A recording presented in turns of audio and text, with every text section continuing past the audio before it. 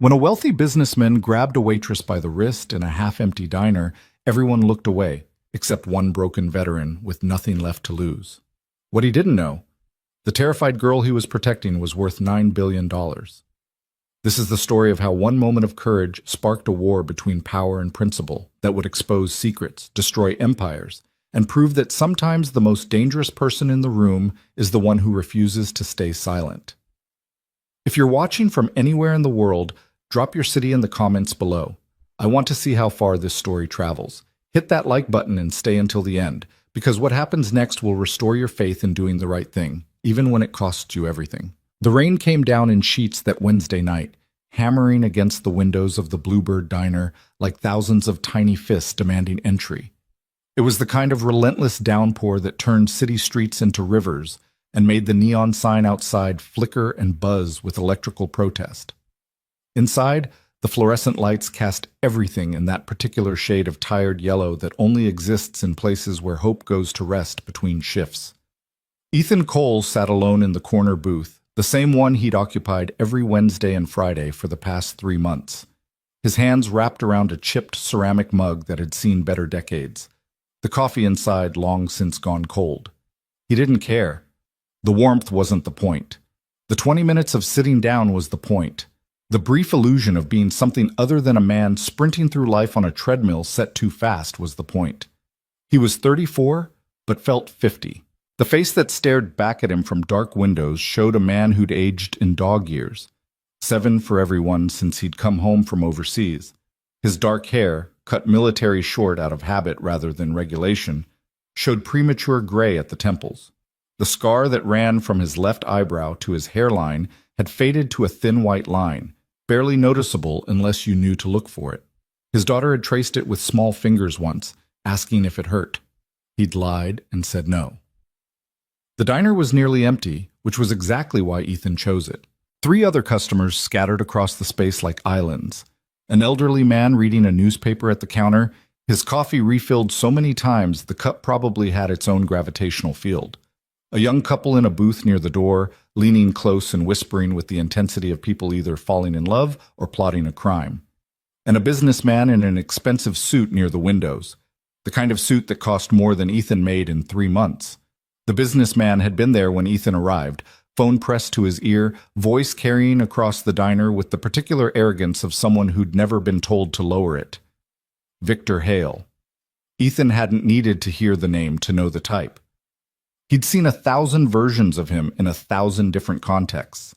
The watch that cost more than a car, the shoes that probably required their own insurance policy. The posture of a man who'd learned early that the world bent to accommodate him, and had never been given reason to question that fundamental truth.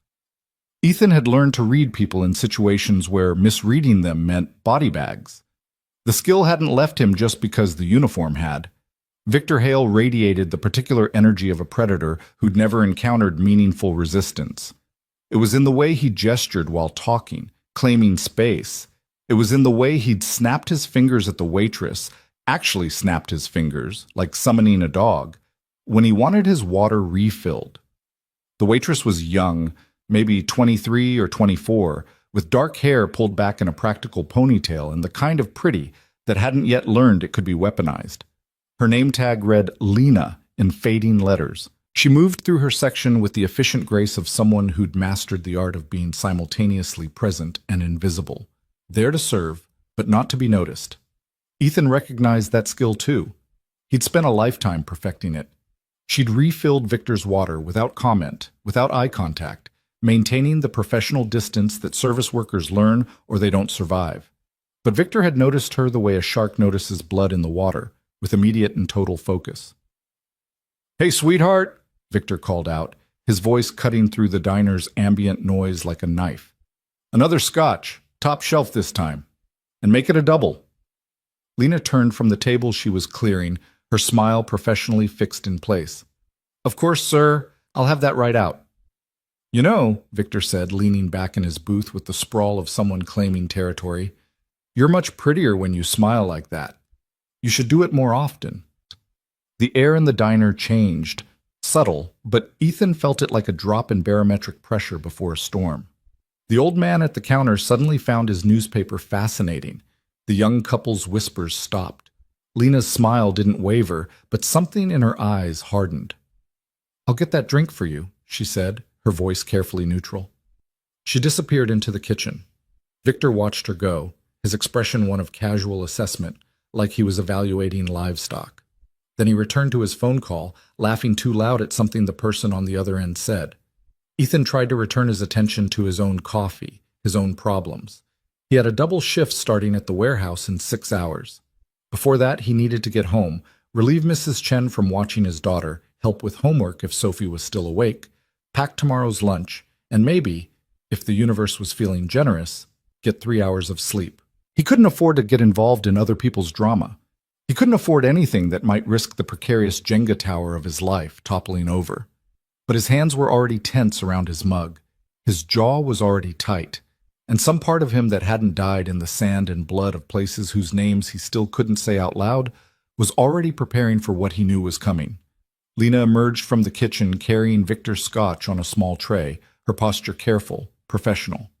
She set the drink on his table with practiced precision, starting to turn away before he could engage her in conversation.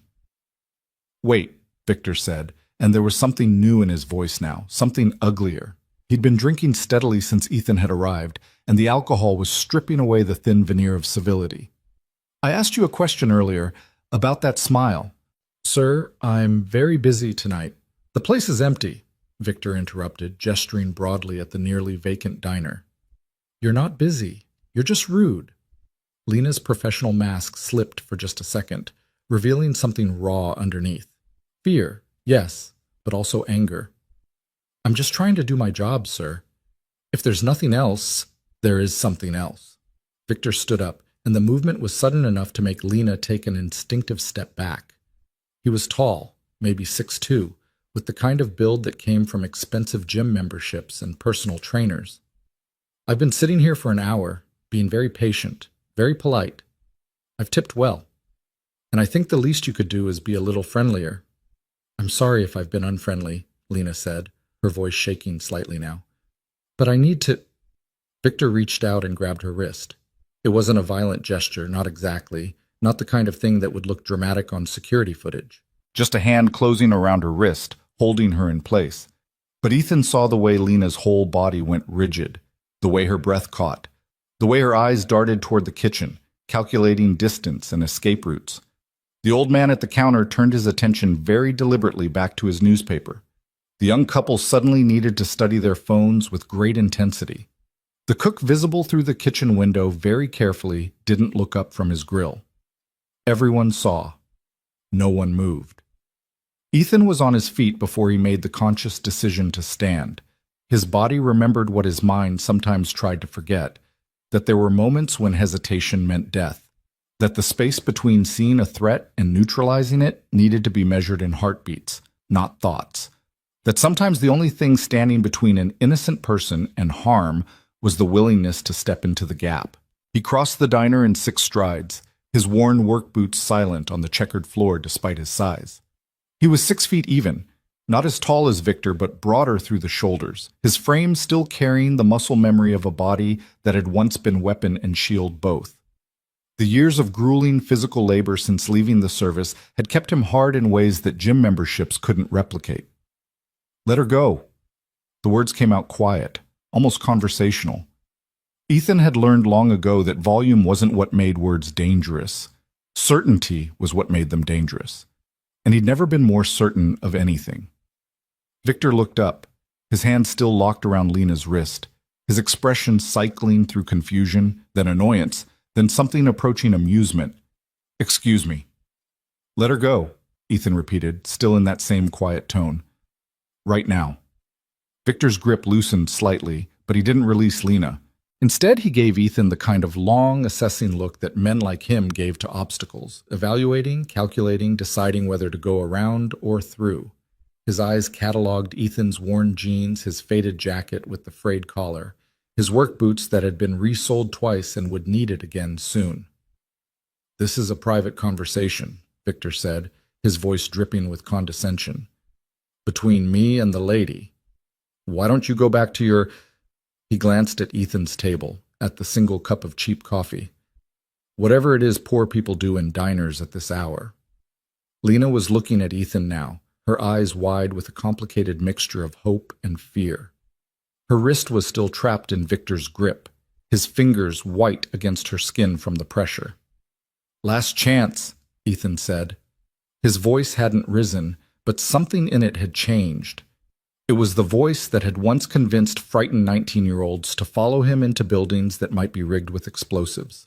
It was the voice that had talked down armed insurgents when bullets would have been easier. It was the voice of a man who'd been tested in ways that stripped away all the bullshit and left only the essential truth of who you were. Victor laughed, actually laughed. Or what? You'll what? Exactly. The diner had gone completely silent except for the rain and the quiet hum of the refrigeration units. The old man had abandoned all pretense of reading his paper. The young couple was frozen, watching with the horrified fascination of people watching a car crash unfold in slow motion. Ethan didn't respond to the question. He didn't need to. Instead, he did something that Victor Hale, in his 43 years of existence, had almost never experienced. He waited. He stood there, absolutely still, his hands relaxed at his sides, his breathing calm and even. But his eyes were locked on Victor's with an intensity that was its own kind of violence. They were the eyes of a man who'd seen actual combat, who'd made life-and-death decisions while his ears were still ringing from explosions, who'd carried wounded friends through hostile territory and somehow kept them alive through sheer refusal to accept any other outcome. They were not the eyes of someone who made empty threats. Something in Victor's expression shifted. Some primitive part of his brain, the part that evolution had designed to recognize predators, was suddenly sending up warning signals his conscious mind couldn't quite dismiss. The hand around Lena's wrist loosened further. But Victor Hale hadn't built a fortune by backing down. And he'd certainly never backed down to someone who looked like they bought their clothes at thrift stores. "Do you know who I am?" Victor asked, his voice hardening. "Do you have any idea who you're talking to?" "Someone who's about to let go of that girl's wrist," Ethan said, "or someone who's going to regret not letting go. Either way, we're about to find out who you are." Victor's face flushed red. "I could buy and sell you. I could make one phone call and destroy your pathetic little life. You could let her go," Ethan interrupted, still in that maddeningly calm voice. "That's what you could do. Right now. Before this becomes something you can't undo with money." For a long moment the two men stood there, locked in a silent contest of wills that had nothing to do with words and everything to do with the fundamental question of who would bend first. The rain hammered against the windows. The fluorescent lights hummed. Somewhere in the kitchen, a timer beeped and was quickly silenced. Then Victor did something that surprised everyone, including himself. He let go. Lena stumbled back immediately, cradling her wrist against her chest, red marks already visible where his fingers had been. She looked between Victor and Ethan with wide eyes, her professional composure completely shattered. "Thank you," she whispered to Ethan, her voice barely audible. For half a second, Ethan thought it might actually end there, that Victor would retreat to his booth, finish his overpriced scotch, and disappear into whatever luxury vehicle was waiting outside. That common sense and basic self-preservation would win out over ego. He should have known better. Victor's hand darted out again, this time reaching not for Lena but toward Ethan, whether to shove him or grab him or simply reassert dominance through physical contact. It was a stupid move, the kind of thing drunk men with too much confidence and too little experience did when they confused money with power and power with invincibility. Ethan's response was so fast it looked almost casual. His hand came up and caught Victor's wrist mid-reach, his grip iron-hard but controlled. Not breaking, not twisting, not causing damage, just stopping, just saying, with absolute clarity, "No, don't," Ethan said, and now there was something in his voice that made Lena take another step back. It was the voice of a man who'd stood in doorways with his weapon raised, who'd made decisions measured in fractions of seconds that meant the difference between going home and going home in a flag-draped box. "You really, really don't want to do this." Victor tried to pull his hand free. Couldn't. Tried again, putting his whole body into it. Ethan's grip didn't budge. The businessman's eyes widened as he realized, perhaps for the first time in his adult life, that his will was completely irrelevant to the outcome of the situation. Let go of me, Victor hissed, his voice tight with a rage that was at least 50% humiliation. Let go of me right now, or I swear to God. You'll what? Ethan asked, and his voice was almost gentle. Call the police? Please do. I'm sure they'd love to hear about you assaulting your waitress. I didn't assault anyone. Victor's voice had risen to a shout now. She's being oversensitive. I was just trying to talk to her. You're the one assaulting me. You grabbed me. After you grabbed her, Ethan said. After you grabbed her first. After she asked you to stop. After she tried to walk away. See how that works? The diner door opened with a blast of rain-soaked wind, and two men walked in. They were both large, both wearing dark suits that didn't quite hide the bulk of their shoulders, both moving with the particular awareness of professional security. Victor's eyes went to them immediately, and something like triumph flashed across his face. Marcus, he called out, his voice regaining some of its earlier confidence. Marcus, this man just assaulted me. I want him removed immediately. The two security personnel moved toward them with the unhurried confidence of men who'd handled situations like this before. They took in the scene quickly, their employer standing with his wrist held by a man in work clothes, a frightened waitress backing away, a mostly empty diner full of witnesses who were very carefully not looking at anyone. Sir, the one called Marcus said, addressing Ethan, I'm going to need you to let go of Mr. Hale and step back. Ethan looked at him calmly. Is he going to put his hands on her again? Marcus's expression didn't change. I'm not going to ask you again. Let go and step back.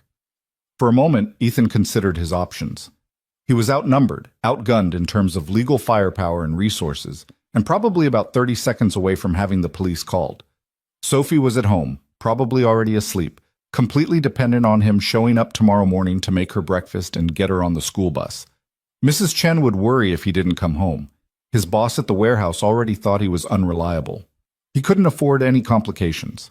He let go of Victor's wrist and took 2 steps back, his hands raised slightly in a gesture of non-aggression. Victor immediately began rubbing his wrist, his face twisted in theatrical pain. You saw that, he said to his security team. You saw him attack me, unprovoked. I want him arrested. I want charges pressed. I saw you grab the waitress first, Ethan said quietly. So did everyone else here. I did no such thing. Victor's voice had reached a register usually reserved for operatic tenors. I was simply trying to get her attention. She was ignoring me. She was being deliberately rude and dismissive, and when I tried to speak with her, this psychopath attacked me. Marcus looked at Lena, who was still clutching her wrist, her whole body trembling. Ma'am, did Mr. Hale grab you? Lena's eyes darted between the security guards, Victor, Ethan, and the door to the kitchen where her manager was presumably hiding. Her mouth opened, closed, opened again. The weight of the decision pressed down on her with almost physical force. Tell the truth, and potentially lose her job and any chance of justice in a legal system built for people like Victor Hale, or lie and let this stranger who'd tried to help her take the fall alone. She began, her voice shaking. She's going to lie, Victor interrupted, his confidence returning now that he had backup. She's going to lie because she's scared of losing her job. But I have witnesses. I have my associates who saw this man attack me. I saw him grab her. Everyone turned. The old man at the counter had set down his newspaper and was looking at them with clear, steady eyes. His voice was quiet but certain, with the particular kind of authority that comes with age and the knowledge that you've lived long enough to stop caring what anyone thinks. I saw Mr. Hale grab the young lady's wrist, he continued. I saw her try to pull away. I saw him hold on. And then I saw this gentleman. He nodded at Ethan. Ask him politely to let go, twice. When Mr. Hale refused, the gentleman helped persuade him. That's what I saw. Victor's face went from red to purple.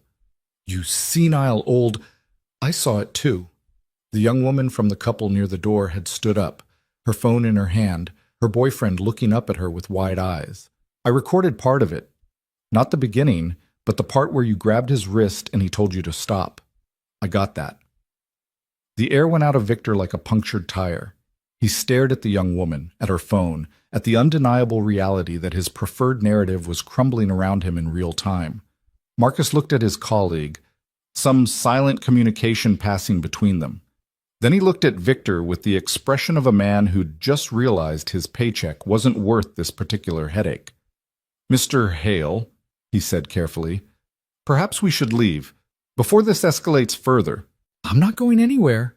Victor's voice had taken on a manic quality now, the desperation of a man who could feel control slipping through his fingers like water. "I'm the victim here. I'm being assaulted and harassed, and I want the police called. I want this man arrested. I want—" The diner door opened again, and this time it was an actual police officer, rain dripping from her uniform jacket, her hand resting casually on her belt near her radio. She took in the scene with the practiced assessment of someone who'd walked into 1,000 domestic disturbances, bar fights, and late-night confrontations. "Evening," she said, her voice carrying the particular tone of authority that doesn't need to be raised to be obeyed. "We got a call about a disturbance. Someone want to tell me what's going on?" Victor opened his mouth, ready to launch into his version of events, but the officer held up a hand. "One at a time," she said. "You, in the work clothes. You first." Ethan took a breath, organized his thoughts, and told the truth. All of it. The harassment, the grab, the refusal to let go. His intervention, Victor's attempt to grab him, his defensive response. He spoke clearly, calmly, without embellishment or emotion. Just facts, delivered in chronological order. When he finished, the officer turned to Lena. "Ma'am?" Lena looked at Ethan, at the old man who'd spoken up for her, at the young woman still holding her phone with its incriminating video. Then she straightened her spine, lifted her chin, and told her truth. "He grabbed my wrist," she said, her voice gaining strength with each word.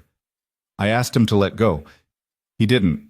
This man," she gestured to Ethan, "helped me.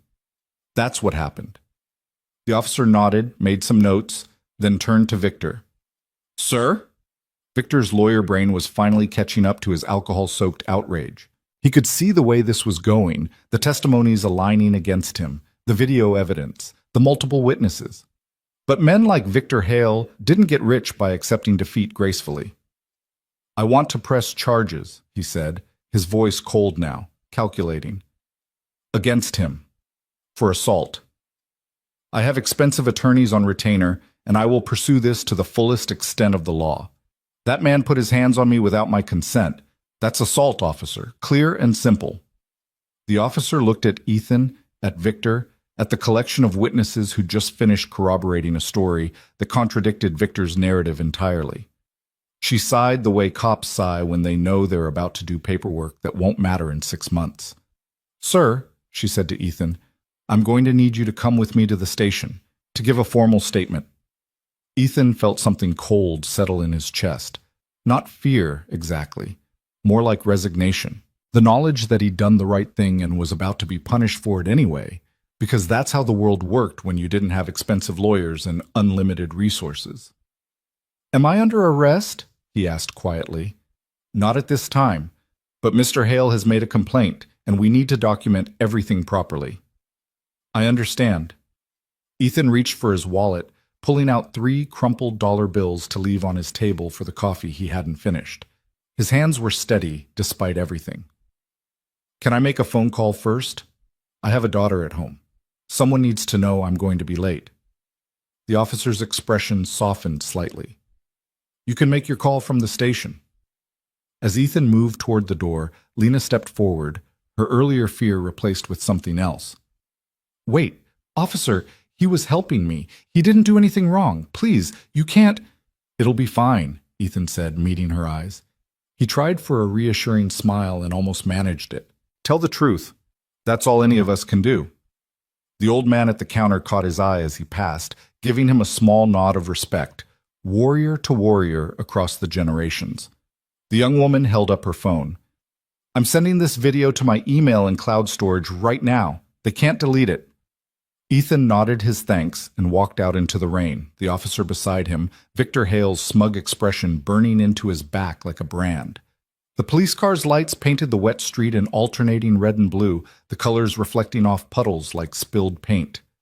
As he ducked into the back seat, not cuffed, not arrested, but not free either, Ethan thought about Sophie. probably dreaming in her small bed in their small apartment. He thought about Mrs. Chen, who'd be worried when he didn't come home on time. He thought about his job at the warehouse, his boss who was one missed shift away from firing him, the carefully balanced house of cards that was his entire life. He thought about all of it, and then he pushed it aside. Because somewhere in that diner, a young woman named Lena was safe. At least for tonight. At least because one person had refused to look away when everyone else did. And whatever came next, whatever price he had to pay for that choice, at least his daughter would grow up knowing her father was the kind of man who stood up when it mattered, even if standing up cost him everything. The car pulled away from the curb, windshield wipers beating against the relentless rain. Through the rear window, Ethan could see Victor Hale standing under the diner's awning, phone already pressed to his ear, making the first of what would be many calls to very expensive people who specialized in making problems disappear. But Ethan had fought in places where money and power and threats meant nothing against the simple truth of what was right. He'd survived worse than whatever Victor Hale could throw at him. Or so he thought. He had no way of knowing that in a luxury apartment across the city, the young woman he'd just defended was staring at her phone with shaking hands, not because she was afraid, but because she was about to make a call that would turn this entire situation inside out. He had no way of knowing that Lena Ward wasn't even her real name, and he definitely had no way of knowing that sometimes when you defend a stranger in a diner, you're actually stepping into a war that's been building for years, just waiting for someone with nothing to lose and everything to prove to strike the first match. The rain continued to fall. The city continued to turn. And in a police station on the east side, Ethan Cole sat in an interrogation room and waited to see what happened when ordinary people tried to do the right thing in a world built for those who could afford to be wrong. He'd fought for his country once. He'd survived tours that had broken better men. He'd come home to a life that hadn't wanted him back, to a wife who'd left, to a daughter who needed him to be more than he knew how to be. But he'd never stopped fighting, and he wasn't about to start now. The interrogation room smelled like industrial cleaner and desperation, a combination Ethan had encountered before in military holding facilities halfway around the world. The walls were that particular shade of institutional beige that seemed designed to drain hope from anyone who stared at them too long. A metal table bolted to the floor, 2 chairs that had seen better decades, a mirror that everyone knew was two-way glass but nobody acknowledged, and a clock on the wall that ticked with the slow, methodical rhythm of bureaucracy grinding forward. Ethan sat with his hands folded on the table, his posture straight but not tense, his breathing even. Waiting was a skill he'd mastered in places where impatience got you killed. He'd waited in buildings that might collapse, in vehicles that might explode, in situations where the difference between living and dying was measured in the patience to let the moment come to you instead of rushing toward it. The door opened and 2 detectives walked in. The first was a woman in her mid-40s with steel-gray hair pulled back in a severe bun, and eyes that had seen too much to be shocked by anything. Her badge read, Detective Sarah Morrison. The second was younger, maybe 30, with the eager energy of someone still convinced that police work was about justice rather than paperwork. Detective James Chen. Morrison set a folder on the table but didn't open it. Instead, she studied Ethan with the kind of assessment that went beyond surface details. She was looking for tells, for weaknesses, for the story beneath the story. Mr. Cole, she began, her voice neutral, do you know why you're here? Because a rich man doesn't like being told no, Ethan said quietly, and he has the resources to make that my problem instead of his. Morrison's expression didn't change, but something flickered in her eyes. Maybe respect. Maybe amusement. Maybe just recognition of a truth she'd seen play out 1,000 times before. Tell me what happened tonight. From the beginning. Ethan told the story again, with the same precision and lack of embellishment he'd used with the officer at the diner. Facts only. Chronological order. No interpretation, no emotion, no attempt to paint himself as heroic or Victor as villainous. Just what happened, in the order it happened. When he finished, Chen leaned forward. So you admit you grabbed Mr. Hale's wrist? After he grabbed mine, Ethan clarified. After he'd already grabbed the waitress. After she asked him to stop. After I asked him to stop. Twice. Yes, I grabbed his wrist to prevent him from putting his hands on me. Mr. Hale says you assaulted him unprovoked, Morrison said. watching Ethan's face carefully. He says you approached his table aggressively, made threats, and physically attacked him when he tried to defend himself. Then Mr. Hale is lying, Ethan said simply. And you have multiple witnesses who will confirm that. We do, Morrison agreed. She opened the folder and pulled out several sheets of paper. We have statements from 3 witnesses. An elderly gentleman named Harold Chen, no relation. She nodded at her partner. A young woman named Jessica Martinez who also provided video evidence. And the waitress, whose name we're having some trouble verifying. Something in the way she said that last part made Ethan's attention sharpen. What do you mean, trouble verifying? Morrison exchanged a glance with her partner. The manager of the diner says her name is Lena Ward, but the social security number on her employment paperwork doesn't match anyone by that name in the system. The address she listed is a vacant lot. Her emergency contact is a disconnected number. Ethan felt a cold weight settle in his stomach. You think she gave a fake name? We think, Chen said carefully, that the young woman you defended tonight might not be who she claims to be, which raises some interesting questions about what actually happened and why. What happened is exactly what I told you, Ethan said, his voice hardening slightly. A man harassed and grabbed a woman who was just trying to do her job. Whether her name is really Lena Ward or not doesn't change that. It changes whether we can find her to corroborate your story, Morrison pointed out. She left the diner about 20 minutes after you did. The manager says she grabbed her things from her locker and walked out. No explanation, no 2 weeks' notice, just gone. Her phone number goes to voicemail. She's vanished. The weight in Ethan's stomach got heavier. He thought about the way Lena had looked at him before he left, the complicated mixture of gratitude and fear in her eyes. He'd assumed the fear was about the situation, about Victor Hale and his threats and his power. But maybe it had been about something else entirely. So where does that leave me? He asked.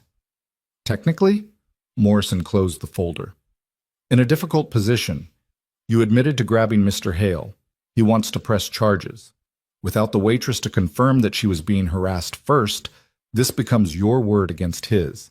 And Mr. Hale has already retained a very expensive attorney who's making very expensive noises about lawsuits and prosecution. And the other witnesses? They confirm part of your story, but they didn't see the initial harassment clearly. Mr. Martinez's video starts after the confrontation was already in progress. It shows you grabbing Mr. Hale's wrist, but it doesn't clearly show him grabbing you first. A good attorney could argue that you were the aggressor, and he was defending himself. Ethan felt the familiar sensation of walls closing in, of options narrowing, of the world shrinking down to a series of increasingly bad choices. He'd felt this before, in ambushes and firefights, in moments where every direction looked like death, and the only question was which death you chose. So what happens now? He asked. Chen pulled out a business card and slid it across the table. Now you get a lawyer, a good one, because Mr. Hale's attorney is already talking about assault charges, civil suits, restraining orders, and making an example of you. Making an example, Ethan repeated quietly. For what? Stopping him from hurting someone? For embarrassing him, Morrison said, and there was something almost sympathetic in her voice now. For making him look weak in front of witnesses. For being in the wrong place at the wrong time and thinking that doing the right thing would protect you. She stood up, gathering her folder. You're free to go, Mr. Cole, for now, but I'd strongly suggest you find legal representation before the sun comes up. Men like Victor Hale don't make threats they don't intend to follow through on. Ethan took the business card, though he had no idea how he'd afford the attorney whose name was printed on it in tasteful serif font. He stood, his body protesting slightly from the hours of sitting, and moved toward the door. Mr. Cole, Morrison called after him. He turned back. Off the record? You did the right thing tonight, but doing the right thing and surviving the consequences of doing the right thing are two very different skills. Make sure you learn the second one before it's too late. The station's fluorescent lights felt even harsher than the interrogation rooms had been. Ethan found a payphone in the lobby, one of the last ones still functioning in the city, and called Mrs. Chen Collect. She answered on the third ring, her voice thick with sleep but sharpening immediately when she heard his voice. Ethan, where are you? I've been worried sick. Sophie kept asking. I'm fine, Mrs. Chen. I'm at the police station. There was an incident, but I'm okay. I'm coming home now. Is Sophie? She's asleep. I told her you had to work late. She made you a picture to take to work tomorrow. A rainbow. Mrs. Chen's voice cracked slightly. Ethan, what kind of incident? Are you in trouble? The kind that I'll tell you about when I get home. I'm sorry for worrying you. I'll be there in 30 minutes. He hung up before she could ask more questions he didn't have good answers for. The rain had stopped, leaving the city washed clean and smelling of wet asphalt and new beginnings that probably wouldn't last past sunrise. Ethan walked the 45 minutes home because he couldn't afford a cab and the buses had stopped running an hour ago. His neighborhood looked different at 3 in the morning, quieter, but also more honest somehow. The storefronts that tried to look cheerful during the day showed their true faces in the darkness.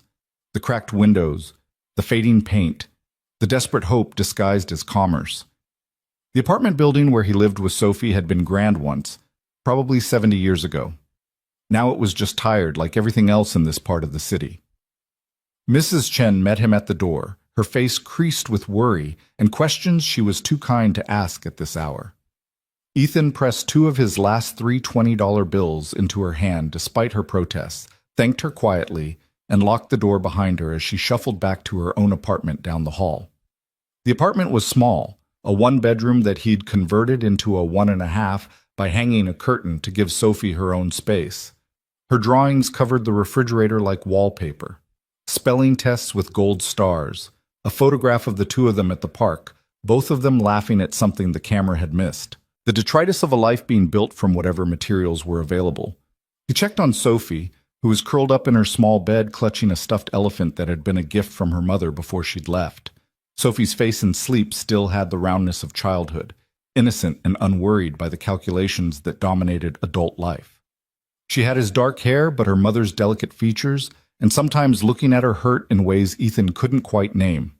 He kissed her forehead gently and retreated to his own space, a mattress on the floor in what might generously be called the living room, surrounded by milk crates that served as storage and a folding table that was his desk, dining table, and workspace all in one. Sleep didn't come. Ethan lay staring at the ceiling, watching shadows shift as occasional cars passed outside, their headlights painting temporary stories across the walls. He thought about Victor Hale and expensive attorneys, and the way the world bent toward people with resources. He thought about Lena, who wasn't Lena, who'd vanished the moment things got complicated, leaving him to face the consequences alone. But mostly, he thought about whether he'd do it again, knowing what he knew now, knowing the price, knowing the risk. And the answer, despite everything, was still yes. Because what was the alternative? Looking away? Letting fear and practicality turn him into the kind of person who could watch someone being hurt and justify doing nothing? He'd seen what happened to people who made those choices, who let the compromises add up until they couldn't remember what they'd originally stood for. He'd seen it in soldiers who'd crossed lines they swore they never would. He'd seen it in himself, in moments he still couldn't think about without something dark and cold settling in his chest. No. Whatever came next, at least he'd know he was still himself. Still Ethan. Still the man his daughter deserved to have raising her. His phone buzzed with a text message. Unknown number. He almost didn't open it, assuming it was spam or a wrong number, but something made him tap the screen. The message was short. I'm sorry, I should have stayed. I should have told them everything. This is my fault, not yours.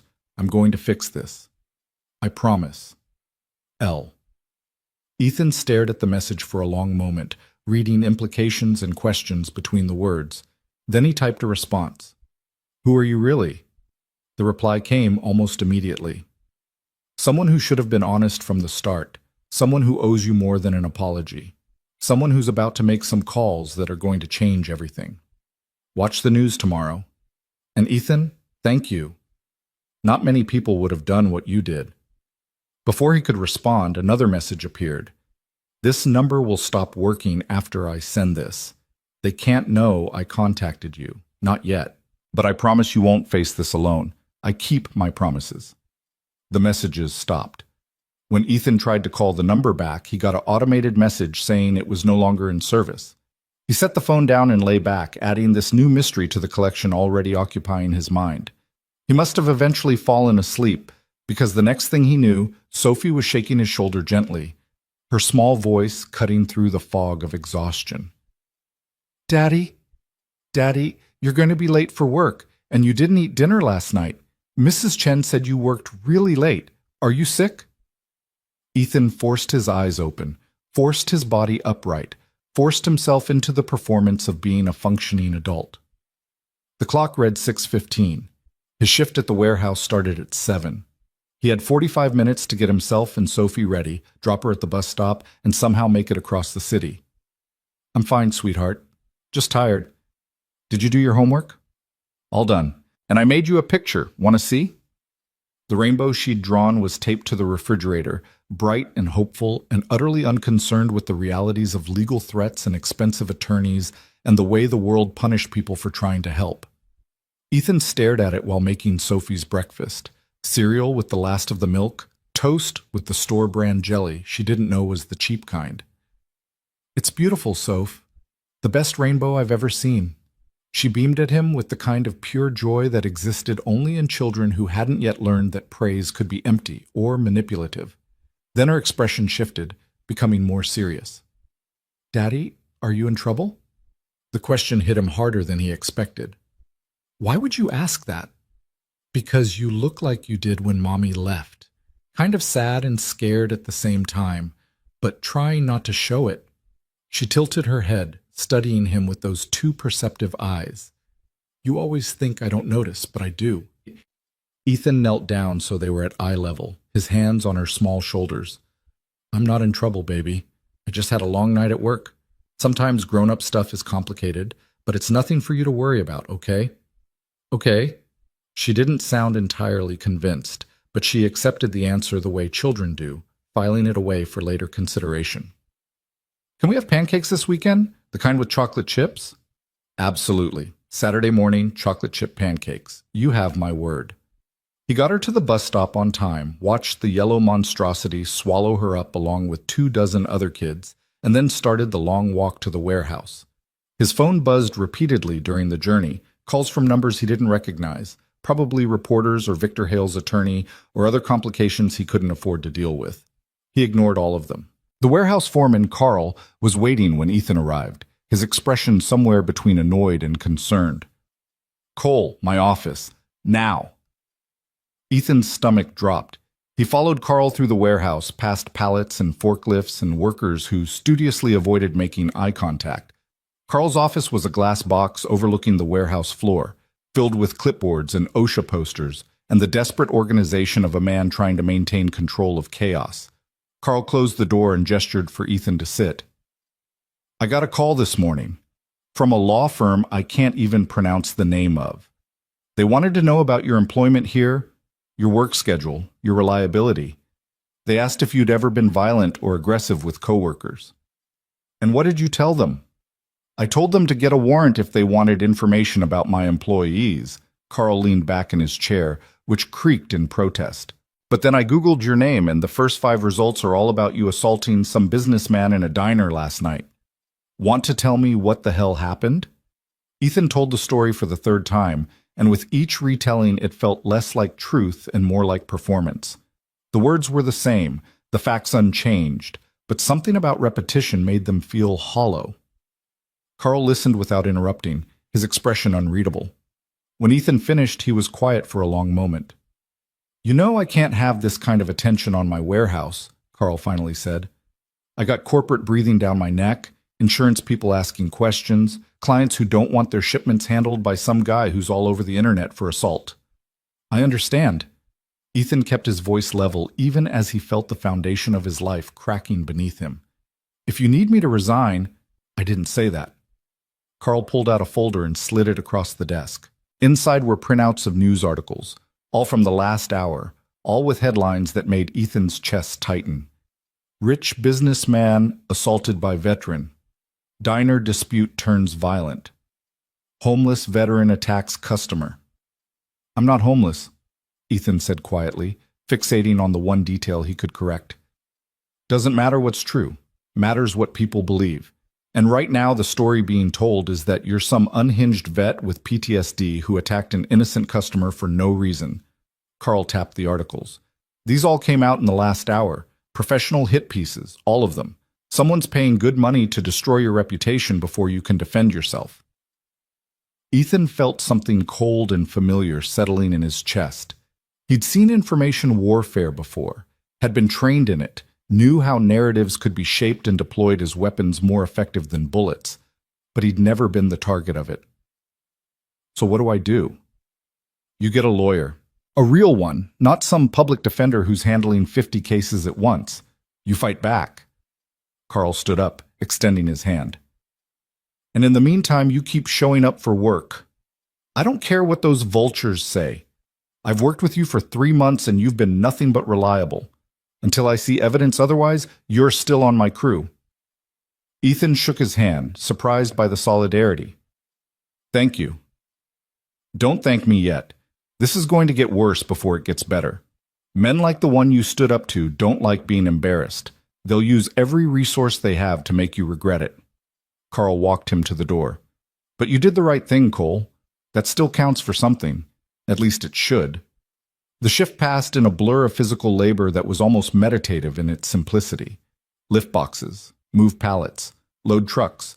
Simple tasks that required muscle and attention, but not thought, giving Ethan's mind space to process what was happening. During his lunch break, he finally listened to his voicemails. The first 3 were reporters asking for comments, their voices professionally sympathetic in that way that promised they'd twist whatever he said into something sensational. The 4th was from Victor Hale's attorney, a woman whose voice was all expensive education and practiced menace. Mr. Cole, this is Patricia Westmore from Westmore & Associates. I represent Victor Hale in the matter of last night's assault. I'm calling to inform you that my client intends to pursue both criminal and civil remedies unless you're willing to discuss a settlement. Please contact my office at your earliest convenience. I should warn you that the longer you delay, the more difficult this situation becomes. For everyone involved. The implied threat was clear: cooperate or be destroyed. The 5th message was different. A male voice, younger, less polished. Mr. Cole, my name is David Park. I'm an attorney with the Public Advocacy Clinic. I saw the news reports this morning, and I'd like to offer my services pro bono if you're interested. I have some experience with cases involving power imbalances and wrongful prosecution.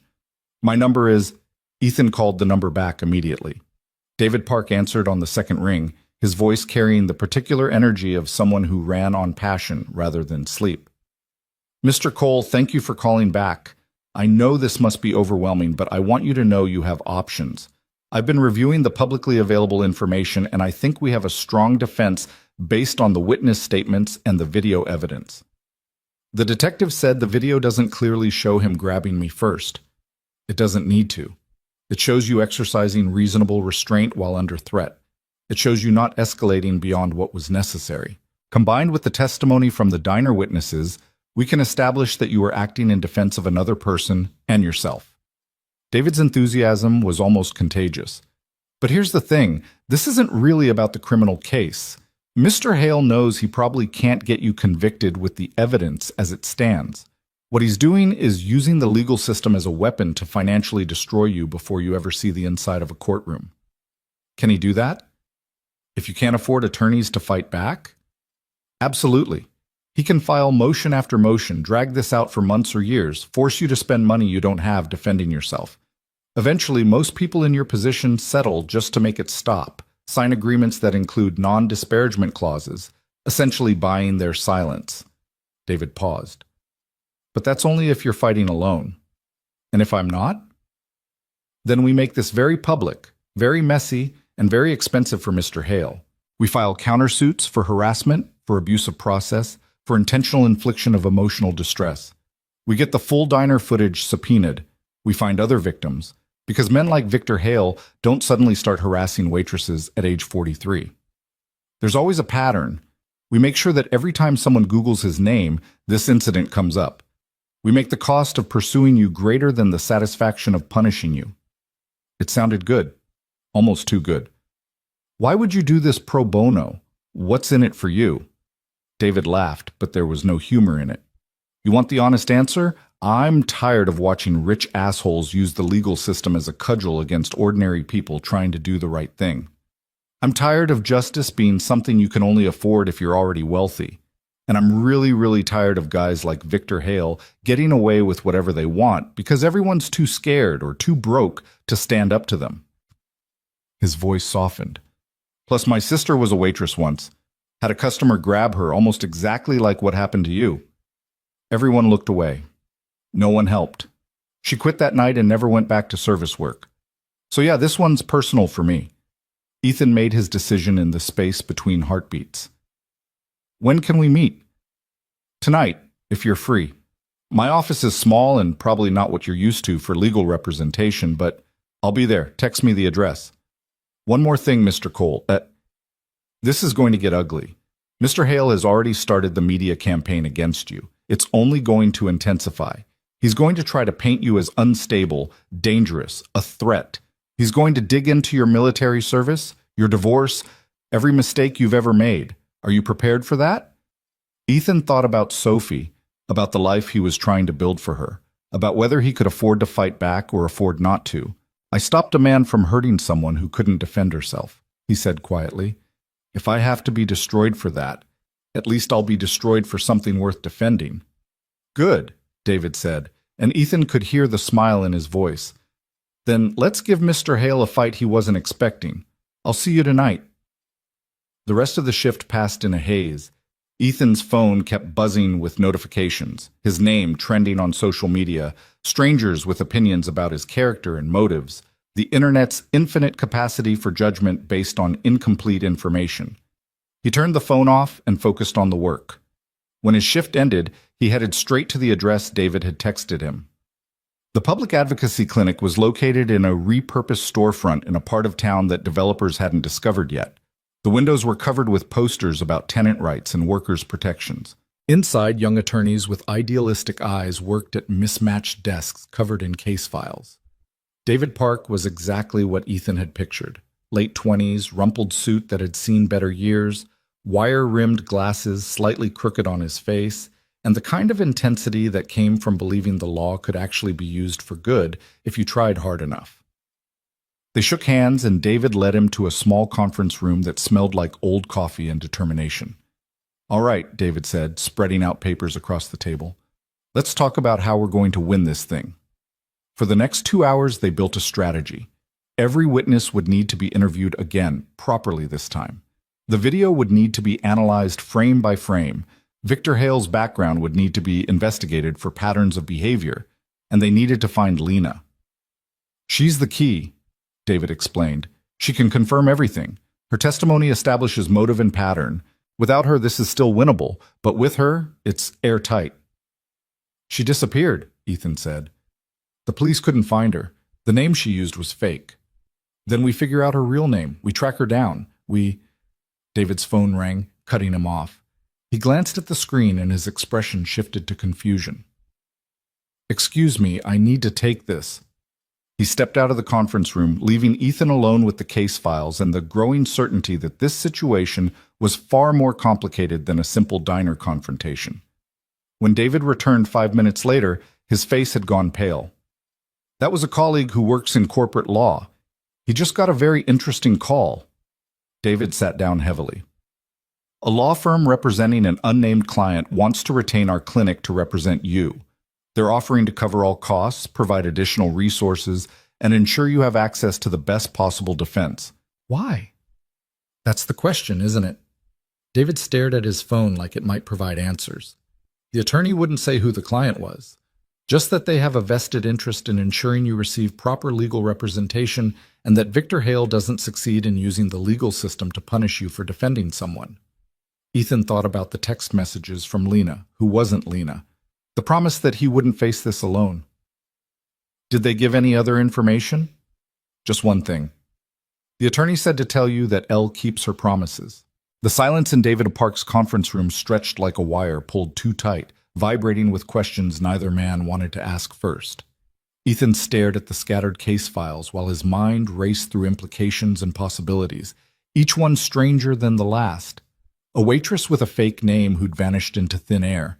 A mysterious benefactor willing to fund an expensive legal defense. A promise delivered through encrypted channels that disappeared after one use. David broke the silence first, his voice careful and measured in a way that suggested he was thinking several moves ahead. "So you know who she really is?" It wasn't a question. Ethan met his eyes and saw a sharp intelligence there that he'd initially underestimated. David Park might work out of a converted storefront with mismatched furniture, but he hadn't gotten there by being slow to connect dots. "I don't," Ethan said honestly. "But I'm starting to think I defended someone a lot more important than a diner waitress. The question is whether that makes this situation better or worse for you." David leaned back in his chair, which creaked in protest. On one hand, having powerful allies who want to help is obviously advantageous. On the other hand, powerful people who hide their identities usually have complicated reasons for doing so, and those complications have a way of becoming other people's problems. "She didn't ask for my help," Ethan pointed out. "I made the choice to step in. Whatever happens next is on me." Noble sentiment, legally irrelevant. David pulled his laptop closer and started typing. "But if someone with serious resources wants to bankroll your defense, I'm not going to tell them no. Not when the alternative is watching Victor Hale's legal team steamroll you into bankruptcy and possibly jail time." He paused, fingers hovering over the keyboard. "The question is whether we accept their help with no strings attached, or whether we find out who they are first." Before Ethan could answer, David's phone buzzed with an incoming email. He opened it, his eyes widening as he read. Then he turned the laptop around so Ethan could see the screen. The email was from a law firm Ethan had heard of, even in his limited exposure to legal matters. Whitmore, Chen and Associates, one of the most prestigious firms in the city. The message was brief and professional, outlining their offer to provide full legal representation at no cost to Ethan, with unlimited resources allocated to his defense and any subsequent civil actions. Attached was a retainer agreement already signed by the unnamed client, along with a secure video conference link scheduled to activate in exactly 5 minutes. "Well," David said, glancing at the clock, "I guess we're about to find out who your mysterious benefactor is." The 5 minutes crawled by like hours. David spent them pulling up everything he could find on Whitmore, Chen and Associates, muttering observations under his breath. Top-tier firm. They represent tech companies, Fortune 500 executives, occasionally celebrities who've gotten themselves into serious legal trouble. Their hourly rate starts at $800 for associates. Partners are twice that, and they want to represent you for free. When the laptop chimed with the incoming video call, both men leaned forward. David clicked accept, and the screen filled with the image of a woman in her 50s, impeccably dressed, sitting in an office that probably cost more to furnish than Ethan made in a year. Behind her, floor-to-ceiling windows revealed a nighttime cityscape that placed her somewhere in the financial district's highest towers. "Mr. Cole, Mr. Park, thank you for taking this call. My name is Margaret Chen, senior partner at Whitmore, Chen and Associates. I've been retained to represent Mr. Cole in all matters related to the incident at the Bluebird Diner and any subsequent legal actions." Her voice carried the kind of authority that came from decades of winning arguments in rooms where billions of dollars hung in the balance. But there was something else there too, something that might have been respect or possibly curiosity. "Ms. Chen," David began, his voice professional despite the surreal nature of the situation. "We appreciate the offer, but we have some questions about who's funding this representation and why." "I'm sure you do." Margaret's smile was polite, but revealed nothing. "Unfortunately, my client has requested anonymity at this time. What I can tell you is that they have a vested interest in ensuring Mr. Cole receives excellent legal representation and that Victor Hale's attempt to weaponize the legal system against him fails spectacularly and publicly." "That's not much to go on," Ethan said quietly. "Why should I trust you?" "You shouldn't. Not blindly." Margaret pulled out a physical folder, holding it up to the camera. "But you should consider the alternative. As of this afternoon, Victor Hale has filed a civil suit against you seeking $5 million in damages for assault, emotional distress, and defamation. His attorneys have also been in contact with the district attorney's office, pushing for criminal charges. They've launched a coordinated media campaign painting you as a violent, unstable veteran with a history of aggression, and they've contacted your employer, your daughter's school, and several of your neighbors with carefully worded questions designed to build a case that you're a danger to the community." The words hit Ethan like physical blows. My daughter's school? They sent an investigator posing as a social services representative to ask about your fitness as a parent. Margaret's expression hardened. That particular move crossed a line, which is why I'm even more motivated to bury them. But the point is, Mr. Cole, you're not just facing a legal challenge. You're facing a coordinated assault from someone with unlimited resources and absolutely no conscience about collateral damage. David had gone pale. They can't just harass his daughter. They can do anything that isn't explicitly illegal, and even then, they'll push right up to that line and sometimes over it, betting that you won't have the resources to fight back. Margaret set the folder down. That's how people like Victor Hale operate. They don't just want to win. They want to destroy you so thoroughly that you serve as a warning to anyone else who might think about standing up to them. Ethan felt something cold and familiar settling in his chest, the same feeling he'd had in combat zones when the situation shifted from dangerous to potentially catastrophic. What do you want in return? My client wants 3 things. First, they want you to accept our representation with no conditions or reservations. Second, they want you to fight this case publicly and aggressively, holding nothing back. And third, when this is over, they want you to tell the truth about what happened that night, regardless of any settlement offers or non-disclosure agreements Victor Hale might propose. That's it? David sounded skeptical. No hidden clauses? No requirements that he stay silent about your client's identity? My client believes the truth is about to become very public regardless, Margaret said. But they'd prefer to control the timing and narrative. For now, all you need to know is that Elena Vaughn is tired of hiding. The name hung in the air like a bomb that hadn't yet detonated. Ethan saw David's fingers already flying across his keyboard, searching, and watched as recognition dawned on his face. Elena Vaughn, David said slowly, as in Richard Vaughn's daughter, as in the Vaughn Technologies heiress, as in one of the wealthiest families in the country. Margaret's expression didn't change, but something flickered in her eyes that might have been satisfaction. As I said, my client prefers anonymity for now. But hypothetically speaking, if a young woman from an extraordinarily wealthy family wanted to understand what normal life looked like, she might take a job as a waitress under an assumed name. And if something happened to her in that context, she might feel a certain obligation to the person who helped her. Ethan's mind raced back to the diner, to Lena's face when Victor had grabbed her wrist, to the fear in her eyes that he'd assumed was about the immediate danger, but might have been about something far more complicated. A billionaire's daughter working in a dive diner, hiding from recognition, living a life so far removed from her reality that no one would think to look for her there. Why? He asked. Why would someone with everything pretend to have nothing? That, Margaret said, is a question you'll have to ask her yourself. What matters right now is that she wants to make this right. She wants to ensure you don't suffer because you did what any decent person should have done. And she wants Victor Hale to face consequences for his actions. She leaned closer to the camera. So, Mr. Cole, will you accept our representation? Ethan looked at David, who gave a small shrug that said the decision was entirely his.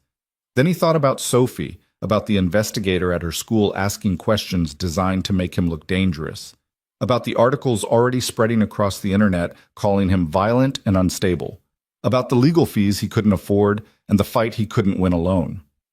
Yes, he said, but on one condition. Margaret raised an eyebrow. You're not exactly in a position to negotiate conditions. I want to meet her. Lena, whatever her name is. I want to hear from her directly why she's doing this and what she expects in return. No lawyers, no intermediaries, just her telling me the truth. For a long moment, Margaret was silent, and Ethan wondered if he'd just made a catastrophic tactical error. Then she smiled, and it was the first genuine expression he'd seen from her. She said you'd ask for that. In fact, she'd be disappointed if you didn't. Margaret typed something on her keyboard. There's a car waiting outside your current location. It will take you to a secure location where Ms. Vaughn is waiting. Mr. Park, you're welcome to accompany him if you'd like, though I should warn you both that what you're about to hear is going to fundamentally change your understanding of this situation. David looked at Ethan with an expression that asked whether they were really about to get into a strange car to meet a billionaire's daughter, based on nothing but trust and desperation. Ethan stood up, his decision already made. Let's go, he said. The car waiting outside was exactly what Ethan expected. A black SUV with tinted windows and a driver who said nothing as they climbed in. David spent the ride Googling Elena Vaughn on his phone, muttering facts and figures under his breath. 26 years old, Stanford graduate, degree in social psychology. Sits on the board of Vaughn Technologies in a non-voting capacity. Estimated personal net worth of $9 billion, most of it in trust funds and stock options. Last public appearance was 6 months ago at a charity gala. Since then, nothing. Radio silence. David looked up from his phone. She disappeared. Everyone assumed she was traveling or taking a break from public life, but she was working in a diner under a fake name. Why? Ethan asked again, though he wasn't sure he expected an answer. Maybe that's what we're about to find out. The SUV pulled up to a building in the historic district, one of those converted warehouses that now housed million-dollar lofts. The driver led them through a private entrance, up an elevator that required a key card, and into a penthouse that occupied the entire top floor. The space was beautiful in that minimalist way that required enormous wealth to achieve, all clean lines and expensive materials pretending to be simple. Floor-to-ceiling windows revealed the city sprawling in every direction, a carpet of lights that looked almost peaceful from this height. Elena Vaughn stood by the windows, her back to them, wearing jeans and a simple sweater that probably cost more than Ethan's monthly rent, but looked deliberately casual. When she turned around, Ethan recognized Lena's face immediately, but everything else about her had changed. The careful invisibility she'd worn at the diner was gone, replaced by something more confident, more present, more real. "Mr. Cole," she said, and her voice was different too, educated and precise in a way she'd hidden before. "Thank you for coming. I owe you an explanation and an apology, though I'm not sure in which order." "Start with the truth," Ethan said. "Who are you, really, and what the hell am I in the middle of?" Elena gestured to a seating area with furniture that was probably designed by someone famous and uncomfortable in that way expensive things often were. She waited until they were all seated before speaking. "My name is Elena Vaughn. My father is Richard Vaughn, founder and CEO of Vaughn Technologies. I am, as you've probably already discovered, extremely wealthy and extremely sheltered and extremely tired of living a life where I never know if people are responding to me or to my last name." She paused, choosing her words carefully. 6 months ago, I decided to find out what my life would look like if I was just Elena. Nobody important, nobody special, just another person trying to get by. So I rented a cheap apartment under a fake name, got a job that paid minimum wage, and learned what it's like to worry about rent and groceries and whether I could afford to get sick. "Why?"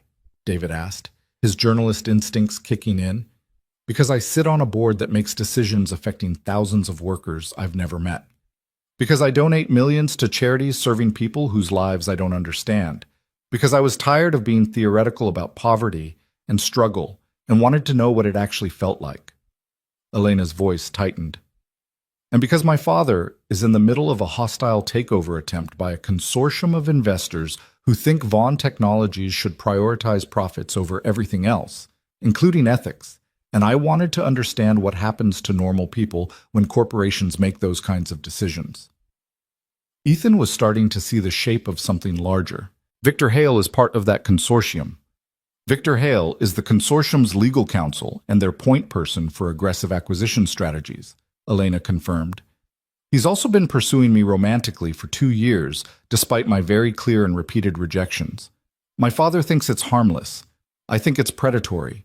And when I refused his latest advance at a company event 3 months ago, he made it very clear that he doesn't handle rejection well." "So him being at that diner wasn't coincidence," David said. "I don't know." Elena's expression showed genuine uncertainty. "I've been so careful. New name, new neighborhood, no social media, no credit cards, nothing that could be traced back to who I really am. But Victor is the kind of man who hires private investigators and doesn't let go of things he thinks he's entitled to. It's possible he found me. It's also possible it really was just terrible luck that he happened to be there that night. Either way, when I grabbed your wrist, I painted a target on my back," Ethan said. "When you defended me, you did something most people wouldn't." Elena met his eyes directly. "Everyone else in that diner looked away. They saw what was happening and chose their own safety over mine. But you stood up. You put yourself between me and someone who could hurt you in ways you couldn't even imagine. And now Victor is trying to destroy you, not because you actually did anything wrong, but because you embarrassed him, because you showed him that money and power don't make you immune to consequences. And you feel guilty, Ethan guessed. I feel responsible. There's a difference. Elena stood, pacing toward the windows. If you'd known who I was, you might have made a different choice. You might have calculated the risk differently. But I robbed you of that choice by hiding who I am, and now you're paying the price for my deception. I would have done the same thing, Ethan said quietly. Even if I'd known. Even if I'd known everything. Because the calculation doesn't change based on who someone is. It changes based on whether they need help and whether I can provide it. Elena turned back to him, and there was something raw in her expression. Most people don't think like that. Most people haven't seen what I've seen. The silence that followed was heavy with things unsaid. Finally, David cleared his throat. So what happens now? Victor Hale is coming after Ethan with everything he has. How do we stop him? We don't stop him, Elena said. We let him attack.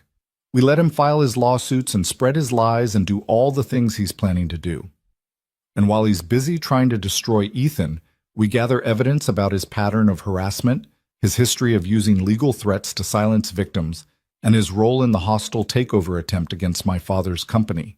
Then, when he's fully committed, when he thinks he's won, we expose everything publicly and systematically dismantle both his reputation and his legal strategy. That's a big risk, David pointed out. If something goes wrong, Ethan could end up in jail or bankrupted or both. Which is why Margaret Chen is one of the best attorneys in the country, and why we're giving her unlimited resources to fight this battle. Elena looked at Ethan. I won't lie to you. This is going to be brutal. Victor will dig into every aspect of your life. He'll find mistakes you've made, relationships that ended badly, moments you're not proud of. He'll try to paint you as everything from a violent criminal to an unfit father. And he'll do it all very publicly, very aggressively, betting that you'll break before he does. And if I don't break, then we win. Not just the legal case, but something more important. We prove that ordinary people can stand up to bullies with unlimited resources. We show that doing the right thing doesn't have to mean being destroyed for it. And we make Victor Hale an example of what happens when powerful people think they're above consequences. Ethan thought about Sophie, about the life he was trying to build for her, about whether he could afford to be the symbol of something larger than his own survival. But he also thought about the other waitresses Victor had probably harassed, the other people he'd probably threatened, the pattern of behavior that continued because no one had the resources to stop it. What do you need from me? Courage, honesty, willingness to let us fight this battle publicly instead of accepting a quiet settlement. Elena sat back down across from him. Victor will offer you money to go away. A lot of money, probably. Enough to solve your immediate problems and give Sophie a better life. But that money will come with a price, your silence. An NDA that prevents you from ever speaking about what happened, that erases the truth in exchange for financial security. And if I take it, then Victor learns he can assault women and threaten witnesses and use the legal system as a weapon, and the only consequence is writing a check. Then he does it again to someone else who might not have a billionaire's daughter willing to fight back. Then the pattern continues. Elena's voice was steady but intense. I'm asking you to turn down financial security for you and your daughter in order to fight for something abstract and difficult and maybe impossible. I'm asking you to trust that doing the right thing will somehow work out, and I know how unfair that is. Ethan looked at David, who shrugged helplessly. Then he thought about Sophie and the rainbow she'd drawn, about Mrs. Chen and her kindness, about Carl at the warehouse who'd stood by him when it would have been easier not to. He thought about all the ordinary people who made small choices every day to be decent when the world rewarded the opposite. I'll do it, he said, but I have conditions. Elena raised an eyebrow, a gesture that reminded Ethan powerfully of Margaret Chen. Name them. First, Sophie's protection is non-negotiable. Whatever happens, my daughter stays out of this. No investigators near her school, no media attention, nothing that makes her a target. Agreed. We'll have security monitoring her school and your apartment building. Discreet, invisible, but present. Second, I want regular updates on everything that's happening.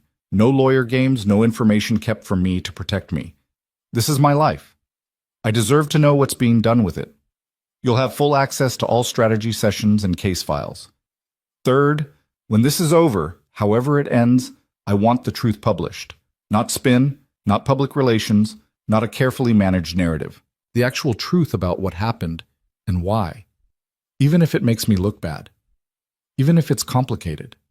Elena smiled, and it was the first time Ethan had seen genuine warmth in her expression. You sound like someone who's been lied to by people claiming to protect you. I've been in situations where the truth got classified for national security, Ethan said, where the official story was very different from what actually happened. I'm done with that. If we're fighting for something, we're fighting for the truth. All of it. Deal. Elena extended her hand and they shook on it, a gesture that felt strangely formal given everything they'd just discussed. Then her expression shifted to something more serious. There's one more thing you need to know. Tomorrow morning, Victor's media campaign is going to intensify significantly. He's arranged for interviews with 3 different news outlets, all of them featuring a carefully edited version of the security footage that makes you look violent and aggressive. He's also planning to hold a press conference where he'll announce the civil suit and frame himself as a victim of random violence.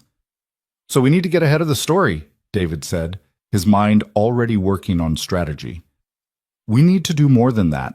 We need to completely change the narrative before he can establish his version as truth. Elena pulled out her phone and sent a message to someone. Which is why, tomorrow morning, I'm going to reveal my real identity and exactly what happened that night. I'm going to explain who I am, why I was working at that diner, and what Victor Hale actually did. And I'm going to dare him to sue me for defamation if he thinks my account is inaccurate. That's incredibly risky, David warned. Once you go public, there's no taking it back. You'll lose the privacy you've been trying to protect.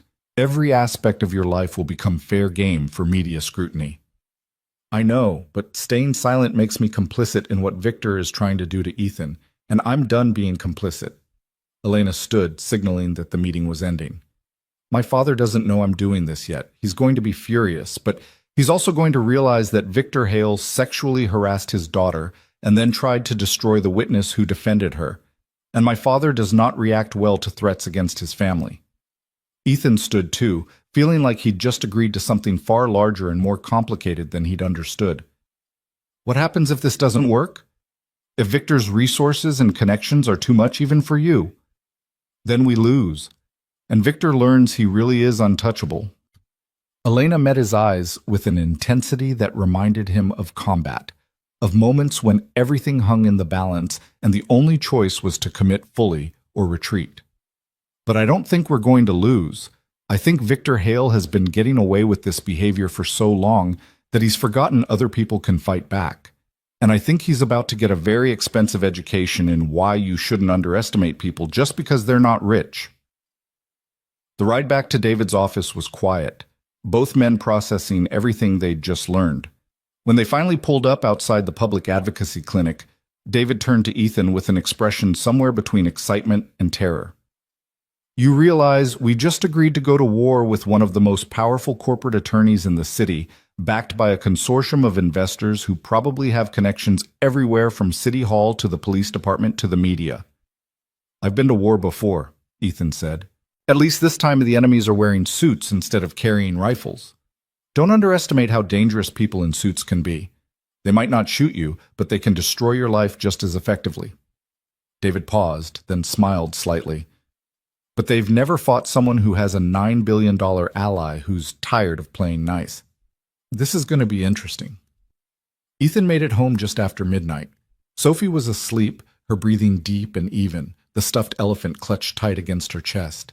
He stood in the doorway watching her for a long moment, wondering what kind of world he was fighting to create for her. His phone buzzed with a text from an unknown number, though this time he suspected it would keep working. Thank you for meeting with me. Thank you for agreeing to fight. And thank you for being the kind of person who stands up when everyone else looks away. Tomorrow's going to be difficult, but we'll face it together. Sleep well, Ethan. You're going to need it. Elena. He sent back a simple response. See you on the battlefield. Then he lay down on his mattress on the floor, staring at the ceiling and thinking about the strange chain of events that had led from a rainy night in a diner to a penthouse meeting with a billionaire's daughter. About how one choice, one moment of refusing to look away, had cascaded into something far larger than he could have imagined. Tomorrow, Elena Vaughn would reveal her identity to the world and challenge Victor Hale to a very public fight. Tomorrow, the media would descend like locusts, hungry for a story that combined wealth, power, assault, and a working-class veteran caught in the middle. Tomorrow, his life would become a spectacle, whether he wanted it to or not. But tonight, Sophie was safe and sleeping. Tonight, he'd made an alliance with someone who had the resources to actually fight back. And tonight, for the first time since walking into that police station, Ethan felt something that might have been hope. Sleep came eventually, filled with dreams of combat zones and courtrooms bleeding together, of Sophie's rainbow drawing somehow protecting him from bullets made of legal documents, of Elena standing in that diner again, but this time not hiding, not pretending, just being exactly who she was and daring anyone to touch her. When he woke to his alarm at 5:30, the city was still dark and quiet, holding its breath before the storm that was about to break. Ethan made coffee with hands that were steady despite everything, checked on Sophie one more time, and prepared himself for the day when everything would change. His phone was already filling with notifications. Elena's press conference was scheduled for 9 a.m. Margaret Chen had sent over a briefing document about what to expect and how to handle media inquiries. David had forwarded 3 articles from early morning news sites speculating about the Bluebird Diner incident and Victor Hale's planned lawsuit. But there was one notification that stood out from all the others, an email from an address he didn't recognize with a subject line that made his blood run cold. "You should have stayed down." The message itself was brief and unsigned. "Whatever you think you're doing, whatever you think you know, it won't matter. She can't protect you from what's coming. Neither can her lawyers or her money or her name. You put your hands on the wrong person. Now you're going to learn what that costs, starting with everyone you love."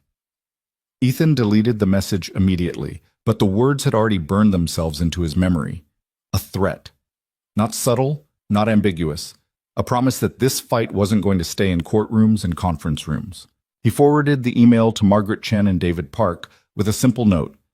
"Received this 5 minutes ago. Thought you should know." Margaret's response came within 60 seconds. "Screenshot everything. Save the email. Do not respond. Do not engage. We're documenting all of this. And Ethan, the security we placed on Sophie's school is already active. She's safe. Trust us." Ethan wanted to believe her, wanted to trust that money and lawyers and good intentions could protect his daughter from people who'd just threatened everyone he loved. But he'd learned in places soaked with blood and desperation that the only person you could really trust to protect the ones you cared about was yourself. So he made a decision that Margaret Chen probably wouldn't approve of, and David Park would definitely argue against. He started documenting everything himself, creating his own backup of emails and text messages and every interaction, storing them in multiple places, both digital and physical. Because if this fight was going to get ugly, if Victor Hale and his consortium were willing to threaten a 7-year-old girl to win, then Ethan was going to make absolutely certain that the truth survived, even if he didn't. The sun was starting to rise, painting the sky in shades of orange and pink that seemed almost obscenely beautiful given what the day would bring. Sophie would wake in an hour. He'd make her breakfast, walk her to the bus stop, hug her tight without explaining why, and send her off to a school that now had invisible security watching for threats. Then he'd come back to an apartment that suddenly felt less like a sanctuary and more like a target, and he'd wait for 9 a.m. when Elena Vaughn would step in front of cameras and transform this from a personal conflict into something much larger and far more dangerous.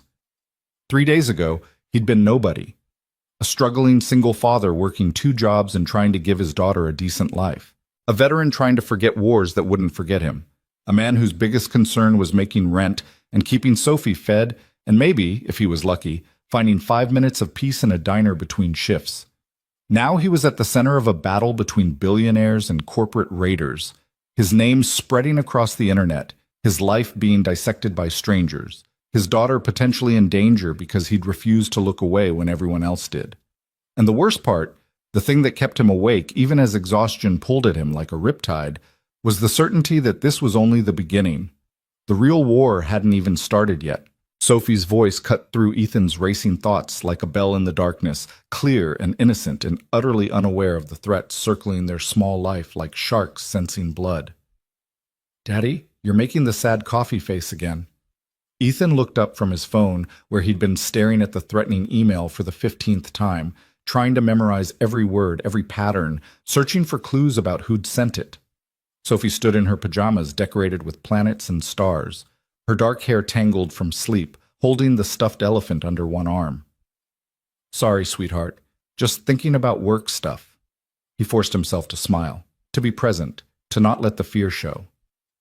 "Want pancakes this morning instead of cereal?" Her eyes lit up with the kind of pure joy that only children could manufacture from simple promises. "With chocolate chips?" "Absolutely. Go get dressed and I'll start cooking."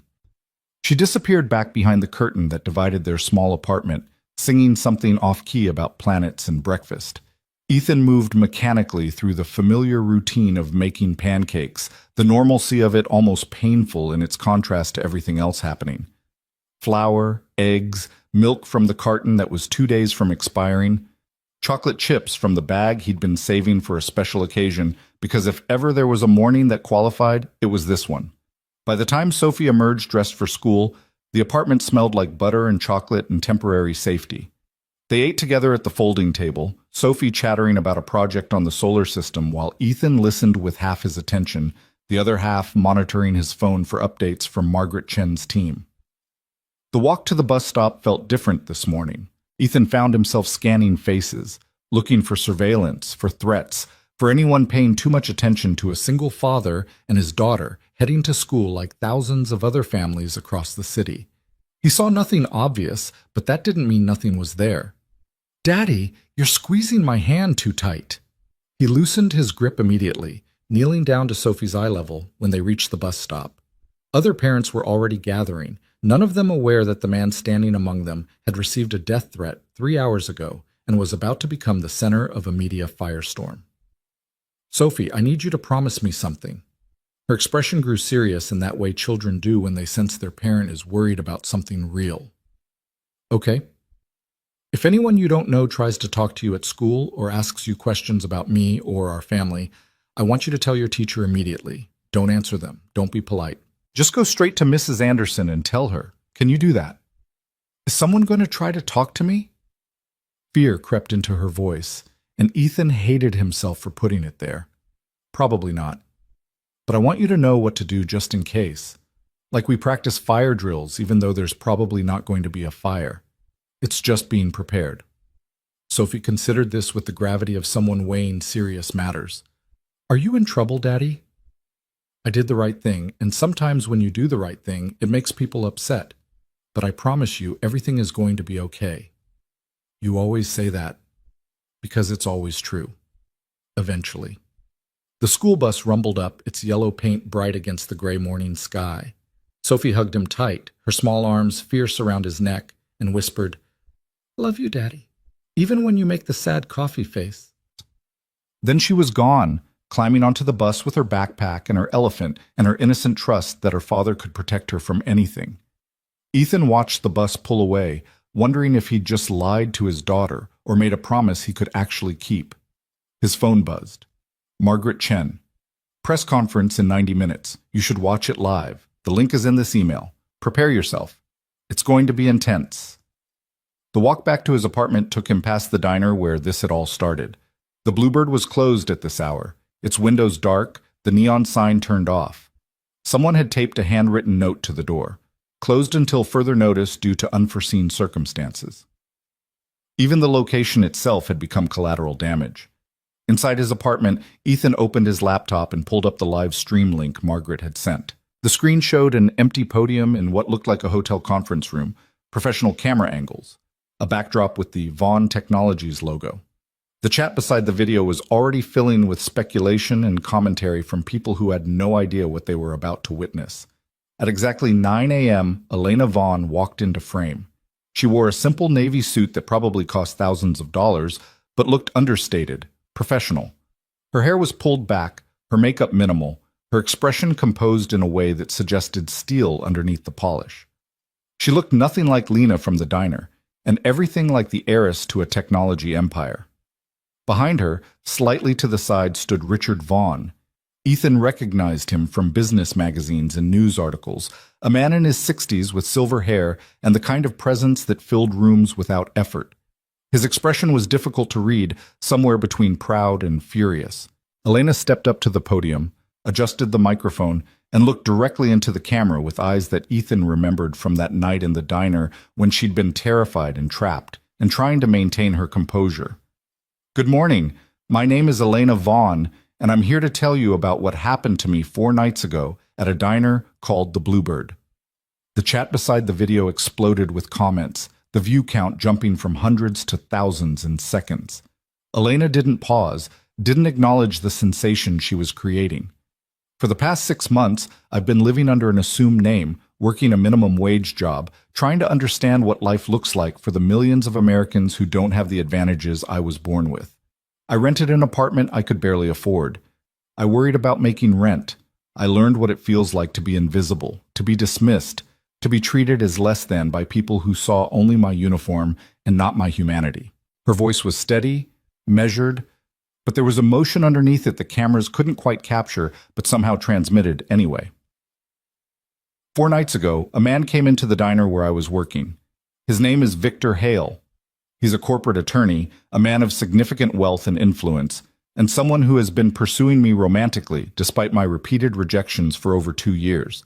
I don't know if he recognized me that night, or if his behavior was simply how he treats all service workers, but what I do know is that he harassed me, grabbed my wrist when I tried to walk away, and refused to release me when I asked him to stop. The conference room was absolutely silent, except for Elena's voice. In the background, Richard Vaughn's expression had shifted to something cold and dangerous. No one in that diner moved to help me. Not the other customers, not the manager, nobody. Everyone saw what was happening and chose their own safety over mine. Everyone except one man, a single father named Ethan Cole. A veteran who was sitting in the corner drinking coffee between work shifts stood up and asked Victor Hale to let me go. When Victor refused and became aggressive, Ethan defended both of us with exactly the amount of force necessary to end the threat and no more. Elena pulled out her phone, swiped a few times, and the screen behind her lit up with security footage from the diner. Not the edited version Victor's team had been shopping to news outlets, but the complete uncut recording with timestamps and crystal clear audio. This is the actual footage from that night. Not edited, not manipulated, exactly what happened in chronological order. I'm releasing this to all media outlets immediately so you can see for yourselves what occurred. The footage played on the screen behind her. Ethan watched himself on camera, saw the confrontation unfold from a different angle, heard his own voice saying, "Let her go," with that calm certainty that seemed to come from someone else.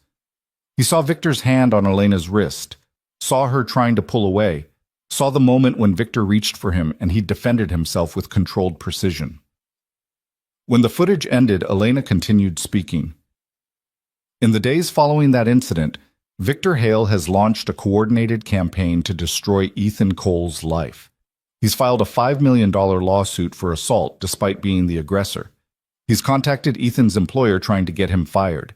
He's sent investigators to Ethan's daughter's school asking questions designed to paint him as an unfit parent. He's spread lies through media outlets about Ethan being violent and dangerous. And this morning, Ethan received a threatening email suggesting that people he loves will be targeted if he doesn't back down." The room erupted in murmurs. Reporters started shouting questions. Elena held up one hand for silence. "I'm showing you this footage and telling you this story not because I want sympathy or attention. I'm doing it because Victor Hale represents a pattern of behavior that has been allowed to continue for far too long. Powerful men who believe their wealth and connections make them immune to consequences. Men who harass women and then use the legal system as a weapon against anyone who dares to intervene. Men who think they can intimidate and threaten and destroy ordinary people who don't have the resources to fight back." She paused, and when she spoke again, her voice carried an edge that could cut glass. But here's what Victor Hale didn't know when he chose to target Ethan Cole. He didn't know that the waitress he harassed was Richard Vaughn's daughter. He didn't know that I have resources that match or exceed his own. And he didn't know that I have been documenting his pattern of harassment and intimidation for the past 2 years, waiting for the right moment to expose it. Behind her, Richard Vaughn stepped forward slightly, his expression making it clear that whatever reservations he might have had about his daughter's unconventional social experiment, threatening her had erased them entirely.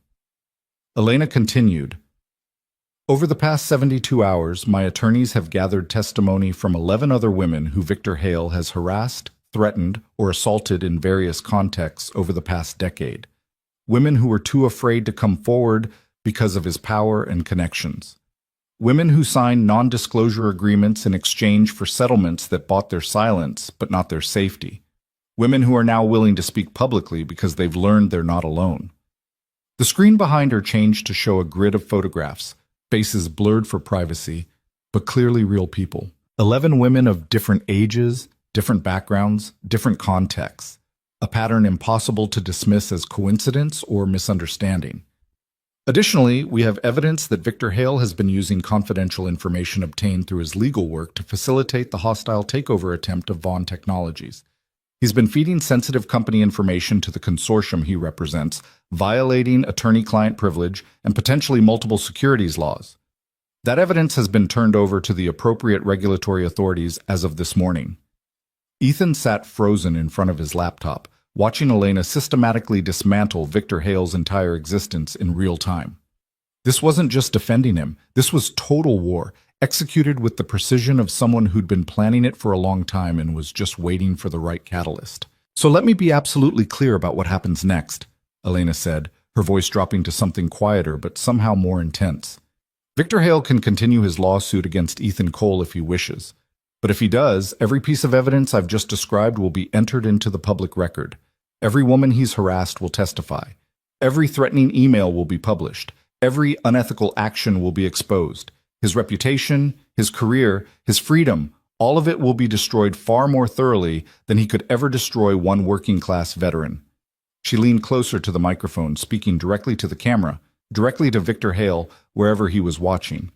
"Or he can drop all charges, issue a public apology, resign from his position with the consortium, and accept whatever consequences the Bar Association and regulatory authorities decide are appropriate for his actions. Those are his two options. There is no third path. There is no settlement. There is no buying silence this time. Only accountability or exposure. He has 24 hours to decide." The conference room erupted in chaos. Reporters shouted over each other. Cameras flashed. The live stream chat scrolled so fast it was unreadable. Elena stood at the podium, calm and still as the storm broke around her. Then Richard Vaughn stepped up to the microphone, and the room quieted immediately. His voice when he spoke carried decades of commanding boardrooms and billion-dollar negotiations. "I want to add one thing to my daughter's statement. When someone threatens my family, when someone harasses my child and then tries to destroy the person who defended her, they make an enemy of everything I've built. Vaughn Technologies will be severing all business relationships with Victor Hale and the consortium he represents, effective immediately.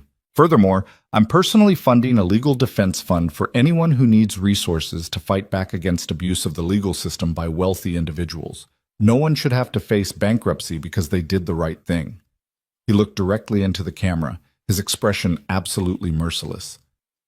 "Mr. Hale, you picked the wrong waitress, and you definitely picked the wrong witness to intimidate. My daughter is right. You have 24 hours. Choose wisely." The press conference ended with Elena and Richard walking off the stage together, ignoring the shouted questions that followed them like birds screaming at a departing storm.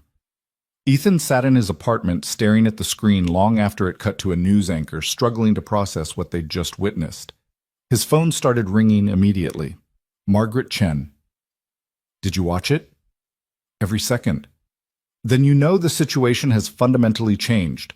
Victor Hale is currently in an emergency meeting with his attorneys trying to figure out damage control. The district attorney's office has already called to say they're declining to file criminal charges based on the full evidence. And we're receiving calls from 3 different news outlets asking if you'll do interviews." "What should I do?" "Nothing. Absolutely nothing. Let the story breathe. Let people process what Elena just revealed. Your silence right now is more powerful than anything you could say. Margaret's voice softened slightly. How are you holding up? I feel like I just watched someone drop a nuclear bomb to defend me. That's an accurate assessment. Elena Vaughn doesn't do anything halfway. When she commits to a battle, she commits completely. A pause. The threatening email you received this morning? We traced the IP address. It came from a computer at Victor Hale's law firm. He's not just going down for harassment. He's going down for witness intimidation, which is a criminal offense. Ethan felt something loosen in his chest, some knot of fear he'd been carrying since reading those words about everyone he loved. Sophie's safe? Sophie's safe. The school has been briefed by our security team. She's being watched by people who are very good at staying invisible. Nobody's getting near her. After Margaret hung up, Ethan sat in the quiet of his apartment listening to the city wake up outside his window. Somewhere out there, Victor Hale was watching his entire life collapse. Somewhere out there, 11 women were probably feeling the complicated mixture of vindication and trauma that came with finally being believed. Somewhere out there, Elena Vaughn was dealing with the consequences of sacrificing her privacy to protect a stranger. His phone buzzed with a text from an unknown number, though by now he recognized Elena's pattern of burner phones and disposable contact methods. I'm sorry I couldn't warn you about how public this was going to get, but I couldn't risk Victor learning about it in advance. Are you okay? Ethan typed back, Why did you do all this? You could have just paid him off quietly, made the problem go away without destroying him. The response came after a long pause. Because problems don't go away. They just get transferred to the next victim who doesn't have a billionaire's daughter willing to fight back. Because I'm tired of watching powerful men face no consequences. And because you stood up for me when you thought I was nobody. The least I could do was stand up for you the same way. Another message followed immediately. Also, my father is absolutely furious with me for the secret waitress experiment, but he's more furious with Victor for harassing me. So this is going to be an interesting family dinner conversation. Despite everything, Ethan found himself smiling slightly. He typed, Thank you for all of it, even the nuclear bomb part. Especially the nuclear bomb part. Sometimes the only way to stop bullies is to show them they're not the most dangerous person in the room. How's Sophie? Safe? At school, completely unaware that her father is currently trending on social media. Let's keep it that way as long as possible. She doesn't need to know about any of this until it's over. The day crawled forward with agonizing slowness. Ethan tried to work his shift at the warehouse, but Carl sent him home after 20 minutes, pointing out that having media vans camped outside was bad for business, and Ethan's mind was clearly elsewhere anyway. Take the week off, Carl said. Paid, and don't argue with me. You stood up for someone who needed help. I'm not going to punish you for that, and I'm definitely not going to make you work while dealing with all this. Ethan spent the afternoon in his apartment, avoiding social media but unable to avoid the news coverage that was spreading like wildfire. Elena's press conference was being replayed on every major network. Legal experts were analyzing Victor Hale's position, most of them agreeing that his situation was essentially hopeless. Business reporters were discussing the implications for the Vaughn Technologies takeover attempt, which was apparently collapsing now that its legal architect had been publicly exposed as a serial harasser. And then there were the think pieces, the hot takes, the commentary from people who'd never been in a diner facing down a drunk businessman but had very strong opinions about what Ethan should have done differently. Some called him a hero. Others questioned whether physical intervention was appropriate. A few suggested the whole thing was staged, a conspiracy between Elena and Ethan to destroy Victor Hale for unrelated reasons. Ethan stopped reading after the fifth article suggested he was probably in a romantic relationship with Elena, and this was all some elaborate scheme to extort money from Victor. The internet's capacity for creative fiction apparently had no limits. At 3 p.m., his phone rang with a number he didn't recognize. He almost didn't answer, but something made him pick up. Mr. Cole, my name is Thomas Wright. I'm a senior partner at Victor Hale's law firm. I'm calling to inform you that Mr. Hale has decided to drop all legal actions against you, effective immediately. He will be issuing a public apology this evening and resigning from his position with several clients, including the consortium attempting to acquire Vaughn Technologies. The words should have brought relief, but instead Ethan felt only a hollow kind of satisfaction. What changed his mind? I suspect it was the 11 women prepared to testify about his pattern of behavior, or the evidence of attorney-client privilege violations, or the witness intimidation charges, or possibly the realization that fighting Elena Vaughn and Richard Vaughn simultaneously was a battle he could not win. A pause. For what it's worth, Mr. Cole, you did the right thing that night. I wish more people had your courage. You worked with him for years. Did you know? The silence on the other end was answer enough. Finally, Thomas Wright said quietly, I suspected, but suspecting and acting on those suspicions are different things, and now I have to live with that choice. Congratulations on your victory, Mr. Cole. I hope it brings you some measure of peace. The call ended. Ethan sat holding his phone, thinking about all the people who'd suspected, who'd looked away, who'd chosen their own comfort over someone else's safety, thinking about how many Lenas there might have been before this one, how many times Victor Hale had gotten away with it because no one with resources to fight back had witnessed it. By the time Ethan met Sophie at the bus stop that afternoon, the first wave of media frenzy had begun to recede. Victor Hale's public apology was scheduled for 6 p.m. The Bar Association had announced an investigation. The SEC was looking into the securities violations, and 11 women were finally being believed after years of forced silence. Sophie bounced off the bus, chattering about her solar system project, completely unaware that her father had just been at the center of a battle that had destroyed a powerful attorney's entire career. She showed him a drawing of Jupiter with too many moons, and he told her it was perfect.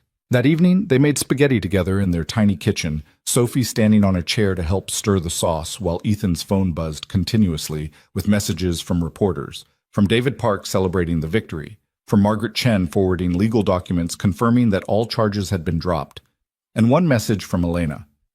It's over. You're free. Victor Hale just held his press conference apologizing and resigning from everything. The criminal investigation is proceeding based on the evidence we provided.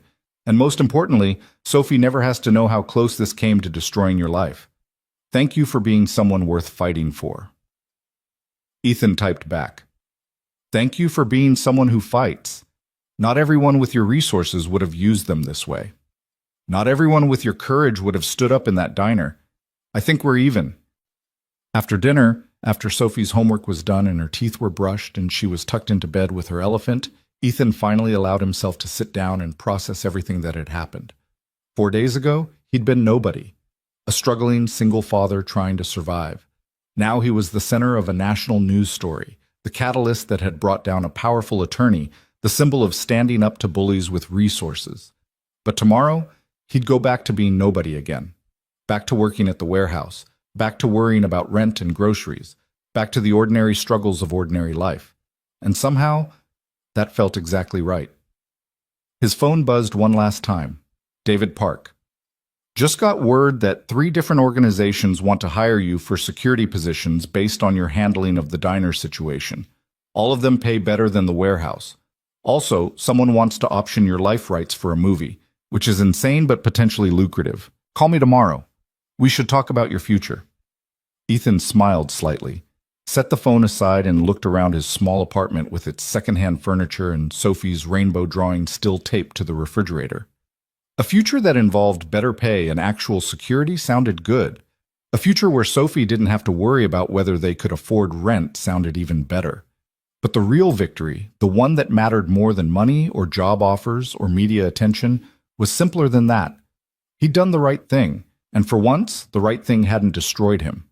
For once, standing up for someone who needed help had actually worked out. For once, the good guys won. The weeks that followed Victor Hale's public downfall moved with the strange rhythm of a life transforming in ways Ethan hadn't anticipated. Some changes came quickly, arriving like summer storms that reshaped the landscape in hours. Others crept in slowly, small shifts that accumulated into something significant only when he looked back and realized how far he'd traveled from that rainy night in the diner. The first major change came 3 days after Elena's press conference, when Ethan sat across from Marcus Chen, head of security for a mid-sized tech company that had been courting him since David Park forwarded his contact information. Marcus was in his 50s, former military himself, with the particular bearing of someone who'd seen combat and carried those lessons into civilian life. I'll be honest with you, Mr. Cole. Marcus said, reviewing Ethan's application with careful attention. We need someone who understands threat assessment, who can make decisions under pressure, and who has the judgment to know when intervention is necessary versus when observation is sufficient. What you did at that diner demonstrates all three qualities.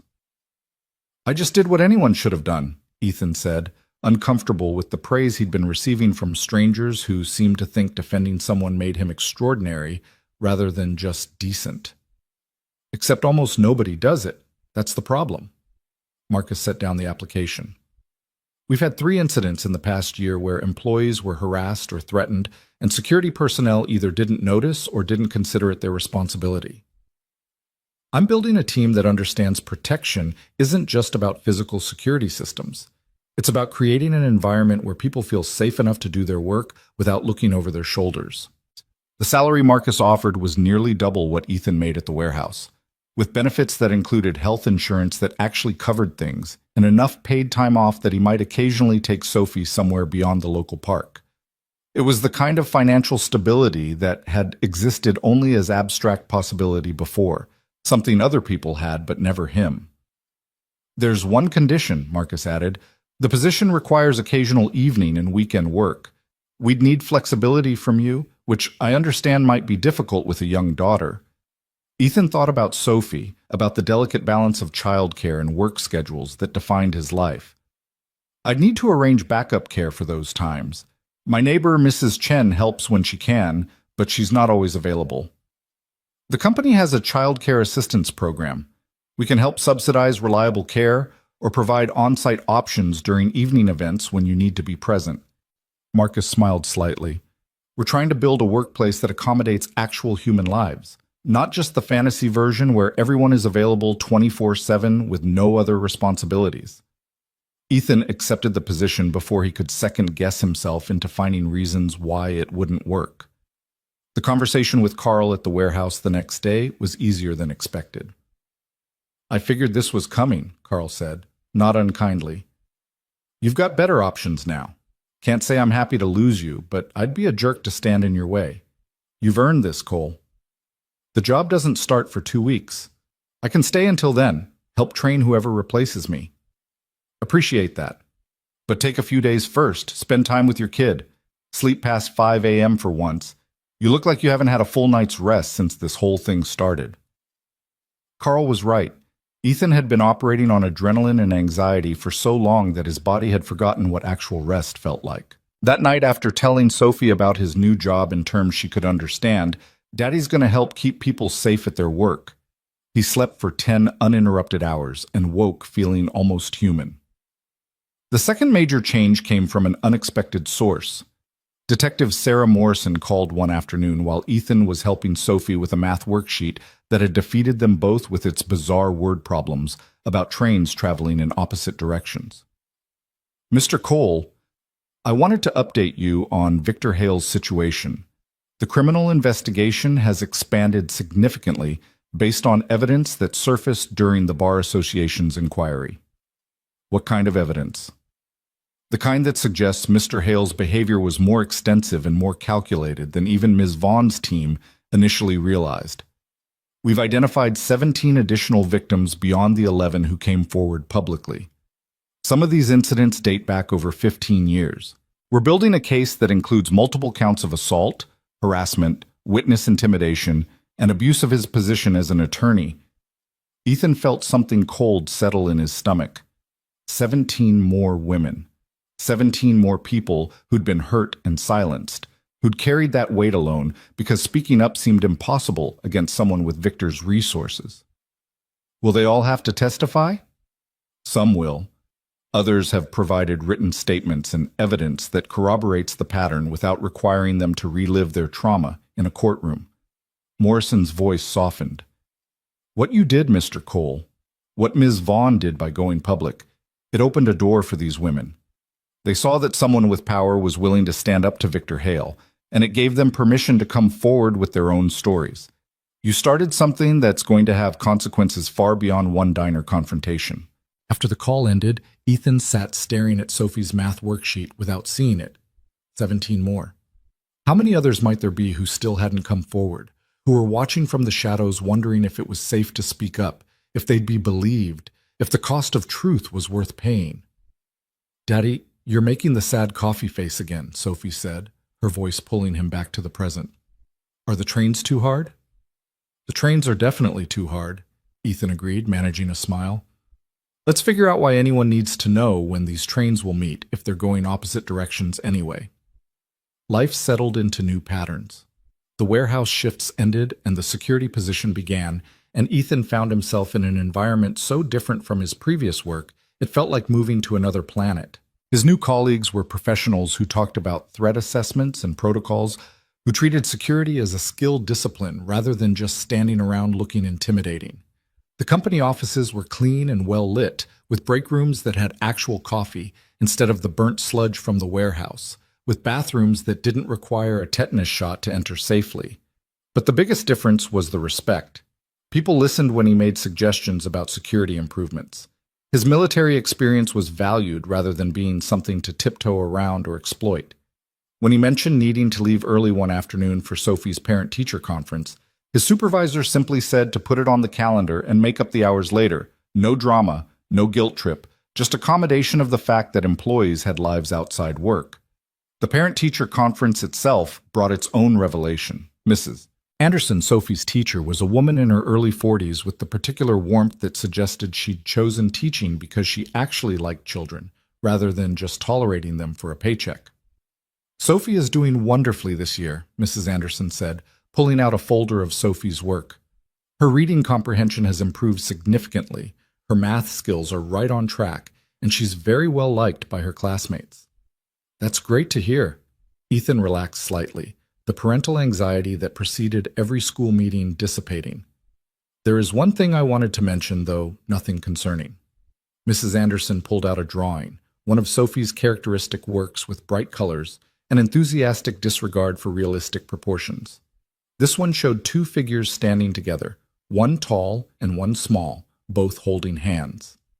Above them, Sophie had written in careful letters, "My daddy is a hero because he helps people who are scared." Ethan stared at the drawing, something tight forming in his throat. "She did this during a lesson about community helpers," Mrs. Anderson explained. "She talked about how you stood up for someone who needed help, even though it was hard. The other children were very impressed. Several of them have been drawing pictures of their own family members doing helpful things." "She knows about what happened?" Ethan had tried so hard to shield Sophie from the media coverage, from the ugliness of legal battles and public accusations. "Only what you must have told her, that you helped someone, and that good people do that." Mrs. Anderson smiled. "Mr. Cole, whatever details Sophie doesn't know, she knows the important part. She knows her father is someone who stands up for others. That's the lesson she's carrying forward, not the complicated adult things that surround it." Ethan took the drawing home and taped it to the refrigerator next to the rainbow, these small pieces of Sophie's understanding of the world forming a constellation of hope on aging metal. The third major change came from Elena herself, though it arrived through careful channels and official invitations rather than burner phones and disappearing text messages. Richard Vaughn was hosting an industry event, a gathering of technology leaders and advocates to discuss workplace safety and accountability. Ethan received a formal invitation in the mail, embossed paper and careful calligraphy that spelled out his name, with the kind of attention usually reserved for people far more important than former warehouse workers. David Park called him the same day the invitation arrived, excitement making his voice faster than usual. "Are you seeing this? Richard Vaughn doesn't do small events. This is going to be every major player in the tech industry, along with labor advocates and policymakers. And you're invited as a guest of honor." "Why would I be a guest of honor? I didn't do anything except grab someone's wrist." "You did something most people won't do even when they have all the power and resources in the world. You intervened when intervention was costly. That matters to people who are trying to change systems." David paused. "Elena's going to be there. This will be the first time you've seen each other in person since the press conference. Are you ready for that?" Ethan wasn't sure he was ready for any of this. The invitation sat on his folding table for 3 days while he debated whether attending would be stepping into a world where he didn't belong or accepting recognition he'd earned. Finally, Sophie made the decision for him. "Is that a fancy party invitation?" she asked, pointing at the embossed envelope while Ethan was making dinner. "Sort of. It's a work event." "Do you have fancy work clothes?" "Not really." Sophie considered this seriously. "Mrs. Chen says when someone invites you to something special, you should go because it means they think you're important." "Are you important, Daddy?" "I don't know, sweetheart. Sometimes I think I'm just lucky." "Lucky people who help others should go to fancy parties," Sophie declared with the absolute certainty of 7-year-old logic. "So you should go." Ethan borrowed a suit from Marcus, who was close enough to his size that the alterations were minor. The night of the event, Mrs. Chen came to watch Sophie, refusing payment despite Ethan's protests. "You helped that girl when no one else would," she said firmly. "I help your daughter, while you go accept recognition for being a good person. This is how community works. We take care of each other." The venue was a historic hotel that Ethan had passed 1,000 times but never entered. The kind of place where the doormen wore uniforms nicer than anything in his closet, and the marble floors probably cost more per square foot than his annual rent. He felt immediately out of place among people in designer clothes discussing stock options and venture capital, but David Park found him quickly and guided him through the crowd. "Don't let them intimidate you," David said quietly. "Half these people made their money by being in the right place at the right time. You earned your invitation by having the courage to do the right thing when it was hard. That counts for more." The event space was enormous, decorated with understated elegance that whispered rather than shouted its expense. Round tables surrounded a stage where speakers would presumably discuss workplace safety in theoretical terms that would never quite capture what it felt like to be grabbed by someone with power while everyone watched and did nothing. Ethan found his assigned table near the front, his name on a small card next to plates that probably weren't supposed to be touched with normal human hands. The other seats at his table were empty at first, then gradually filled with people who introduced themselves with impressive titles and warm handshakes. Then Elena appeared. She wore a deep blue dress that managed to be both elegant and understated, her hair down in waves that softened her appearance. But her eyes when they met Ethan's were the same ones from the diner, intelligent and direct and carrying the weight of someone who'd learned that hiding was sometimes necessary but never comfortable. "Mr. Cole," she said formally, extending her hand. "It's good to see you again." "Ms. Vaughn." He shook her hand, aware of the dozens of people watching this interaction, cataloging it for whatever social currency such observations held. "Thank you for the invitation." "Thank you for coming. I know this probably isn't your usual environment." She sat down next to him, and the formality dropped slightly. "How's Sophie?"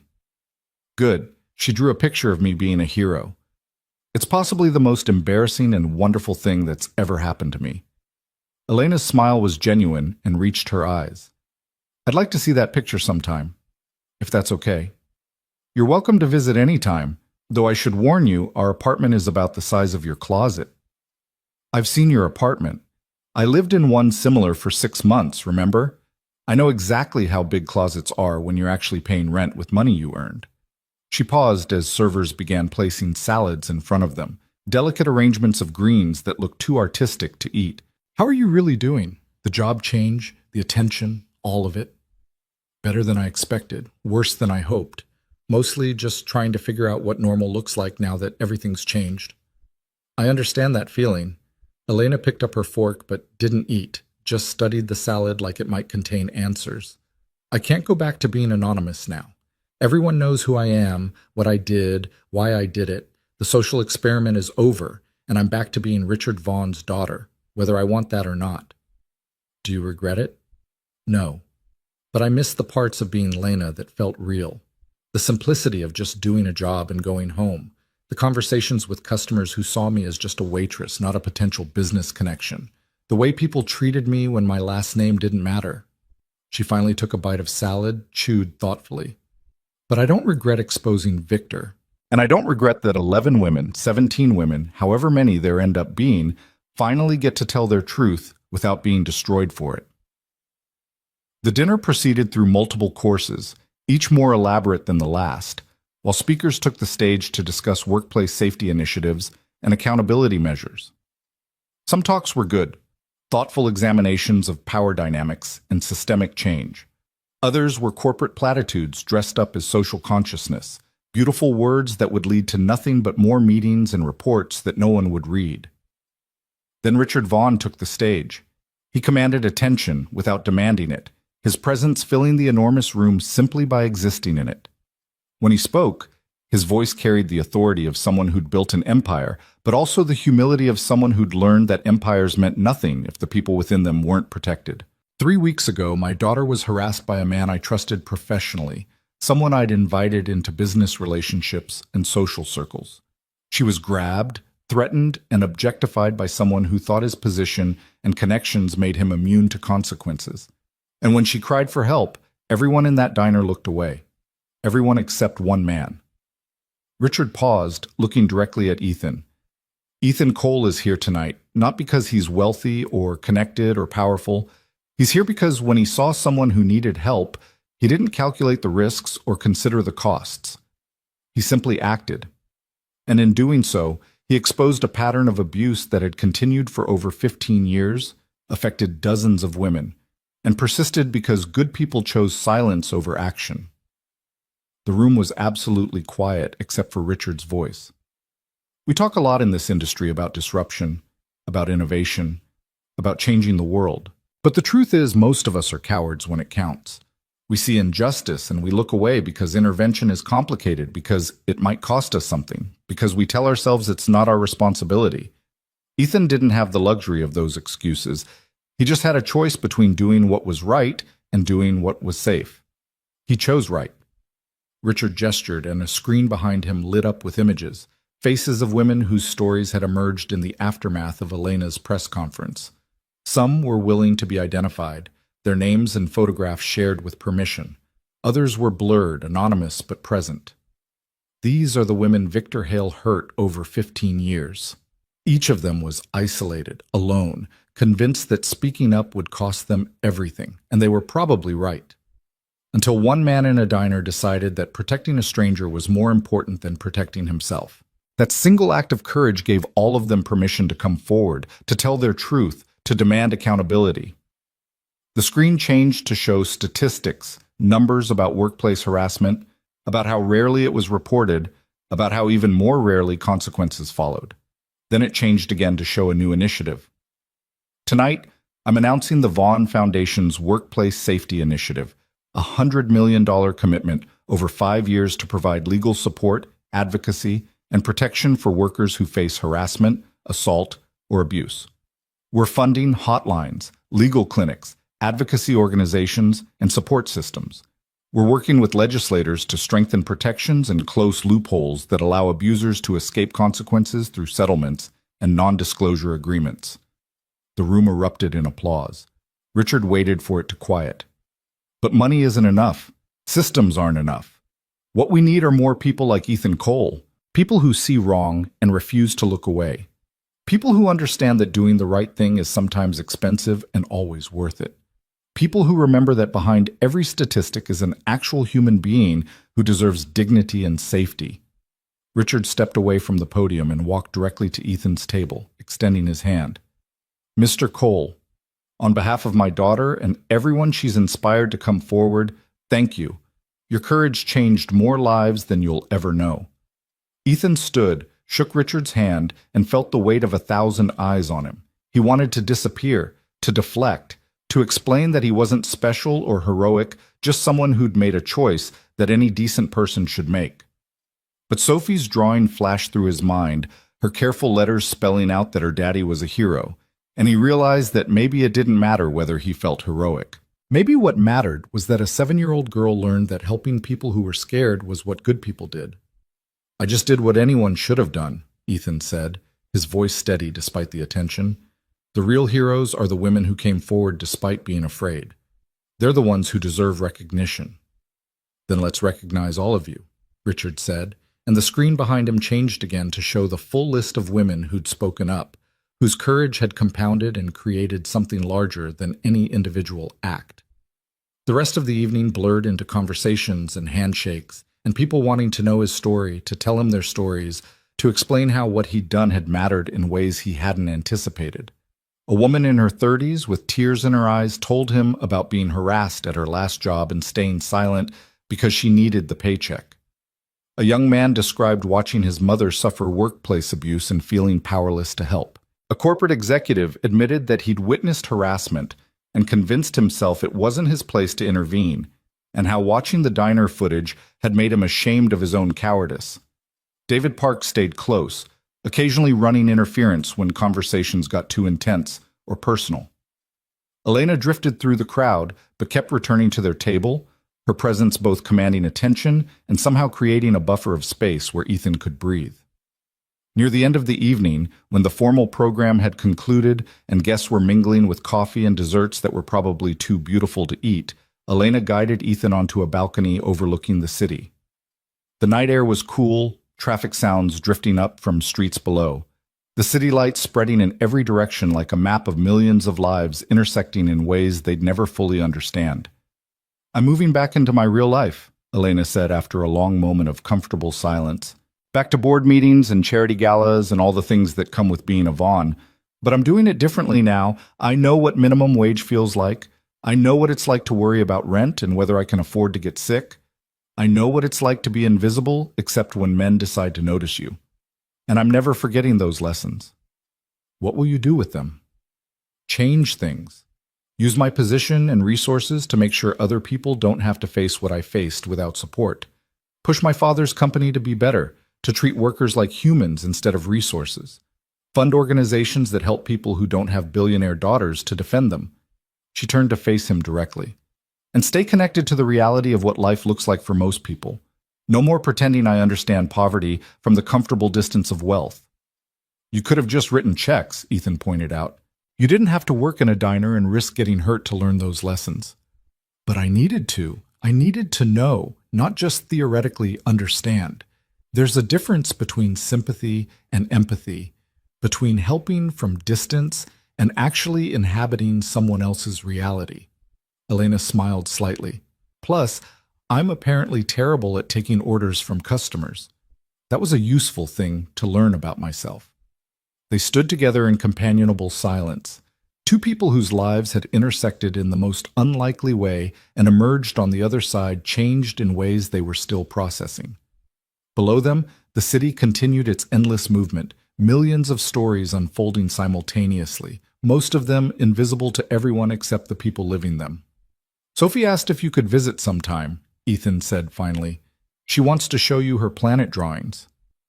"I'd like that. If it's really okay." "You're always welcome. Fair warning, though, our apartment doesn't have balconies with city views. It has something better. It has a kid who draws rainbows and thinks her father is a hero. That's worth more than any view." 3 months later, on a Saturday morning that felt more like spring than winter had any right to, Ethan and Sophie met Elena at the park where they'd spent countless afternoons feeding ducks and climbing on playground equipment that had seen better decades. Elena arrived in jeans and a sweater, driving herself in a normal car rather than arriving in a chauffeured vehicle, making the effort to meet them in their world rather than summoning them to hers. Sophie took to her immediately with the uncomplicated acceptance of children who haven't yet learned to be intimidated by wealth or status. She showed Elena her collection of rocks from the playground, explained the complex rules of the game she'd invented involving monkey bars and imaginary lava, and demanded that Elena push her on the swings high enough to touch the clouds, but not so high that she'd fly away. Ethan watched from a bench, sipping coffee from the thermos he'd brought, and feeling something like contentment settle into the spaces where anxiety usually lived. His new job was going well. Sophie was thriving in school. The legal nightmares had resolved into something resembling justice. Victor Hale was facing criminal charges and had lost his law license, his reputation, and most of his fortune to legal fees and settlements. The 11 women who'd come forward publicly, plus the 17 who'd done so privately, were being supported by the Vaughn Foundation's initiative and receiving the therapy and legal assistance they needed. And here in this park, on this ordinary Saturday, a billionaire's daughter was pushing a 7-year-old on a swing while laughing at something the child had said about clouds being cotton candy factories. "Higher!" Sophie shrieked with pure joy. "Any higher and you'll visit the moon," Elena called back, but she pushed harder anyway. A figure approached the bench where Ethan sat, and he looked up to see an older man in casual clothes, his face vaguely familiar in that way that suggested Ethan had seen him before but couldn't place where. "Mind if I sit?" the man asked. "It's a public park." The man sat, pulled out his own thermos, and poured coffee that smelled considerably better than Ethan's grocery store brand. They sat in silence for a moment, watching Elena and Sophie, before the man spoke again. "My name is Harold Chen. We met once before, in a diner during a rainstorm." Recognition clicked into place. The old man at the counter, the first witness who'd spoken up, who'd said clearly and firmly what he'd seen despite it being easier to stay silent. "Mr. Chen, I wanted to thank you for speaking up that night. You didn't have to." "Yes, I did. Not legally, perhaps, but morally, absolutely." Harold sipped his coffee. "I'm 83 years old, Mr. Cole. I've lived through more history than most people read about. I've seen what happens when good people stay silent because intervention is uncomfortable. I've seen whole societies fall apart because everyone chose their own safety over collective responsibility." That seems pretty heavy for a diner confrontation. "All the big things are built from small moments. Every genocide started with people looking away from smaller injustices. Every civil rights movement started with individuals who decided they'd had enough of staying silent." Harold gestured toward Elena and Sophie. "That girl there, the one laughing on the swings, she almost got hurt because a powerful man thought he could do whatever he wanted.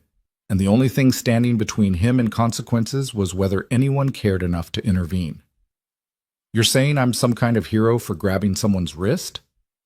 "I'm saying you're someone who remembered that other people matter. In a world that increasingly treats empathy as weakness and kindness as naivety, that's actually quite radical." Harold stood, his joints protesting slightly. "I come to this park every Saturday. I sit on this bench, and I watch children play, and I remember why any of this matters. Maybe I'll see you here again sometime." He walked away before Ethan could respond. Just another old man in a park full of families and joggers and people living their ordinary lives. But his words lingered, reframing everything that had happened in language that felt both too grand and somehow exactly right. Sophie and Elena returned from the swings, both slightly breathless, Sophie's cheeks flushed with exercise and joy. "Elena says she has a surprise," Sophie announced, "but she won't tell me what it is until you say it's okay." Ethan looked at Elena questioningly. "There's a program at the Science Museum," Elena explained. "It's an interactive exhibit about the solar system designed for kids Sophie's age. I thought maybe, if you're both free next Saturday, we could go together. My treat." Sophie's eyes went wide with the kind of excitement usually reserved for birthdays and holidays. "Can we, Daddy? Please?" "You don't have to do that," Ethan said to Elena. "I know I don't have to. I want to. Sophie's been teaching me about planets for the past hour, and I figure seeing them in 3 dimensions might be educational for both of us." Elena smiled. "Plus, I haven't been to a museum in months. I miss doing normal things with normal people." "We're not that normal," Sophie informed her seriously. "Daddy's a hero, and I can draw rainbows that have 8 colors instead of 7. That's pretty special." "You're absolutely right. I apologize for the error." Elena knelt down to Sophie's level. "So is next Saturday a date?" "It's a date!" Sophie threw her arms around Elena in an impulsive hug that made the billionaire's daughter's eyes go briefly wide with surprise before she hugged back. They spent the rest of the afternoon in the park, the 3 of them forming a strange little constellation in the chaos of families and joggers and people walking dogs. They had ice cream from a truck that had seen better years, the kind with freezer burn that somehow still tasted perfect on a day when everything felt right. They fed ducks with bread that Sophie insisted on breaking into exactly even pieces so no duck would feel left out. They lay on the grass looking at clouds, Sophie pointing out shapes while Elena and Ethan added increasingly ridiculous interpretations. "That one looks like a rabbit riding a motorcycle," Sophie declared. "I think it looks like a chef making spaghetti," Elena countered. "It's clearly a lawyer being chased by justice," Ethan added, then immediately regretted the joke. But Elena laughed, real and uninhibited. Too soon? Probably always too soon. As the sun started its descent toward the horizon, painting the sky in colors that Sophie immediately declared she needed to draw as soon as they got home, They packed up their things and prepared to leave. Elena walked them back to the bus stop, seeming in no hurry to return to whatever mansion or penthouse or world of wealth awaited her. "Thank you for today," she said as the bus approached. "I needed this more than you probably realize." "Thank you for pushing me on the swings really high," Sophie said seriously. "You're good at it." After they boarded the bus and found seats, Sophie pressed her face against the window to wave at Elena, who waved back until the bus turned a corner and they lost sight of each other. "I like her," Sophie announced. "She's not like the rich people in movies who are mean. She's nice." "She is nice," Ethan agreed. "Is she your girlfriend?" The question caught him completely off guard. "What?"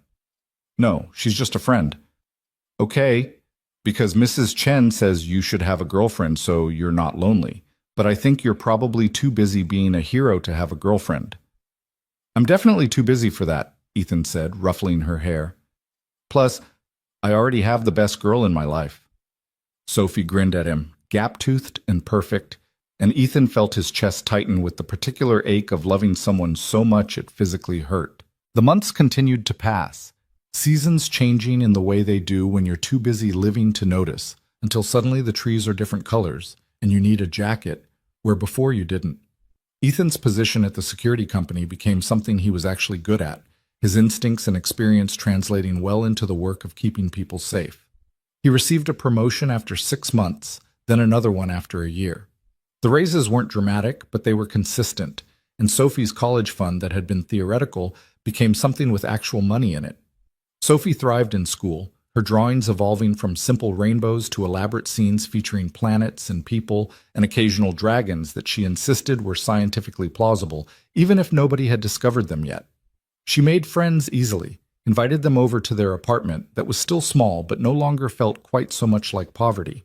She joined the soccer team and was terrible at it but loved it anyway, and Ethan stood on sidelines with other parents cheering at games where the score was mostly theoretical. Elena became a regular part of their lives in a way that felt natural rather than forced. She showed up for Sophie's birthday with a telescope that was age-appropriate but clearly expensive, teaching Sophie how to find constellations while Ethan tried not to calculate how much it cost. She attended one of Sophie's soccer games and cheered enthusiastically despite having no idea what was happening. She had dinner at their apartment monthly, bringing groceries that she'd cook alongside Ethan in their tiny kitchen, the two of them navigating the limited space while Sophie did homework at the folding table. "You don't have to keep doing this," Ethan said one evening while they were making stir-fry with vegetables that were definitely organic and probably cost more than his weekly grocery budget. "Doing what?" Elena asked, focused on cutting peppers with the kind of precision that suggested she'd taken cooking classes. "Spending time with us. Playing normal. You've got important things to do, boards to sit on, companies to run. This is the most important thing I do all week." She looked at him directly, her knife pausing mid-cut. "You and Sophie remind me why any of the other stuff matters. The board meetings and initiatives and policy changes, they're all abstractions until I remember there are actual people whose lives they affect. People like you, working hard and trying to give their kids better futures. That's not playing normal. That's staying connected to what's real." From the other room, Sophie called out, "What's 6 times 7? I know we learned this, but my brain forgot." 42, they both answered simultaneously, then laughed. "Your brain didn't forget, it's just taking a break," Elena added. "Try writing out the 6s 7 times and adding them up." "That seems like more work than just remembering," Sophie complained, but the sound of her pencil on paper suggested she was doing it anyway. The legal aftermath of Victor Hale's actions continued to unfold in courtrooms and settlements, and consequences that accumulated slowly but inexorably. He was convicted on multiple charges of assault and harassment, receiving a sentence that combined prison time with probation and mandatory counseling that everyone knew wouldn't fix whatever fundamental brokenness made him think he was entitled to other people's bodies. His law license was permanently revoked. The consortium's takeover attempt of Vaughn Technologies fell apart completely, the investors scattering to pursue easier targets. But more importantly, the women he'd hurt received validation and support and compensation that could never erase what happened, but at least acknowledged it. Several of them started a nonprofit focused on supporting harassment victims in legal battles they couldn't afford to fight alone. Elena provided funding and connections, helping them build something sustainable that would outlast the news cycle. David Park wrote a long-form article about the entire situation that was picked up by major publications and sparked conversations about workplace harassment, about the responsibility of witnesses, about how justice system failures create space for abusers to operate with impunity. He won an award for the piece and used his acceptance speech to point out that every word of the article was only possible because one person in a diner had refused to look away. Ethan received occasional interview requests from journalists and documentary filmmakers, all of whom wanted to turn his story into something larger than it was. He declined all of them, uncomfortable with the attention and the inevitable distortions that came from trying to compress complicated reality into neat narrative arcs. His life wasn't a story with a clear moral. It was just a series of choices, some good and some lucky, that had happened to intersect in ways that mattered. 2 years after that rainy night in the diner, Ethan stood in the parking lot of Sophie's elementary school watching the annual talent show. Sophie had insisted on participating despite having no discernible talents beyond enthusiasm, and she'd chosen to do a presentation about space exploration that consisted mostly of her showing drawings she'd made while reciting facts she'd memorized from library books. She was terrible at it in the way kids are terrible at things they love too much to do well, stumbling over words and holding her drawings upside down and forgetting entire sections of her presentation, only to remember them after she'd moved on to the next part. The audience of parents loved her anyway, applauding with the genuine warmth that comes from watching children try their hardest at something that doesn't matter except to them. When Sophie finished and took her bow, she caught Ethan's eye in the audience and beamed with pride at having completed something difficult. And Ethan felt something in his chest break open the way ice breaks in spring, all the accumulated weight of the past 2 years transforming into something lighter. After the show, he found Elena sitting near the back, having arrived late and stayed quiet to avoid drawing attention. "You came," he said, genuinely surprised. "She invited me. How could I say no?" Elena smiled. "Besides, I wanted to see her presentation. She's been telling me about it for weeks." They walked out together into the parking lot where parents were collecting children and offering congratulations and preparing to go home to bedtimes and homework and all the ordinary things that comprised actual life. "Can I ask you something?" Ethan said as they reached Elena's car. "Of course." "Do you ever regret it? Going public, giving up your anonymity, all of it?" Elena considered the question seriously, not rushing to answer. "I regret that it was necessary. I regret that we live in a world where a billionaire's daughter working as a waitress is newsworthy, rather than just someone trying to understand different perspectives. I regret that Victor Hale hurt so many people before someone finally stopped him. But do I regret standing up and telling the truth? No, never. Even though your life is completely different now, my life was always going to be different. I was never going to be Lena the waitress forever, but at least now I'm Elena Vaughn, who actually understands what she's advocating for, who knows what minimum wage means in practical terms, who remembers what it feels like to be grabbed by someone with power while everyone watches and does nothing. She unlocked her car, but didn't get in. And I got to meet you and Sophie, which I wouldn't trade for anything, including privacy. Sophie came running up then, still wearing the cardboard astronaut helmet she'd made for her presentation, nearly knocking into Elena with her enthusiasm. "Did you see? Did you see my presentation?" "I saw every second," Elena confirmed. "You were amazing, and your drawings of Mars were incredibly detailed. Daddy helped with the red color mixing. We used 3 different reds to get it right." Sophie grabbed both their hands. "Can we get ice cream to celebrate? The good kind, not the freezer burn kind from the truck?" "Sophie, we can't just invite ourselves," Ethan began. "I would love to get ice cream," Elena interrupted. "My treat. To celebrate your successful space presentation and your excellent color mixing skills." They went to an ice cream shop that was probably too expensive for casual Saturday visits, but that made each cone a small work of art. They sat at an outdoor table watching people walk by, Sophie chattering about her plans for next year's talent show, while ice cream dripped down her hand faster than she could lick it. "I think next year I'm going to do something about ocean animals," Sophie declared.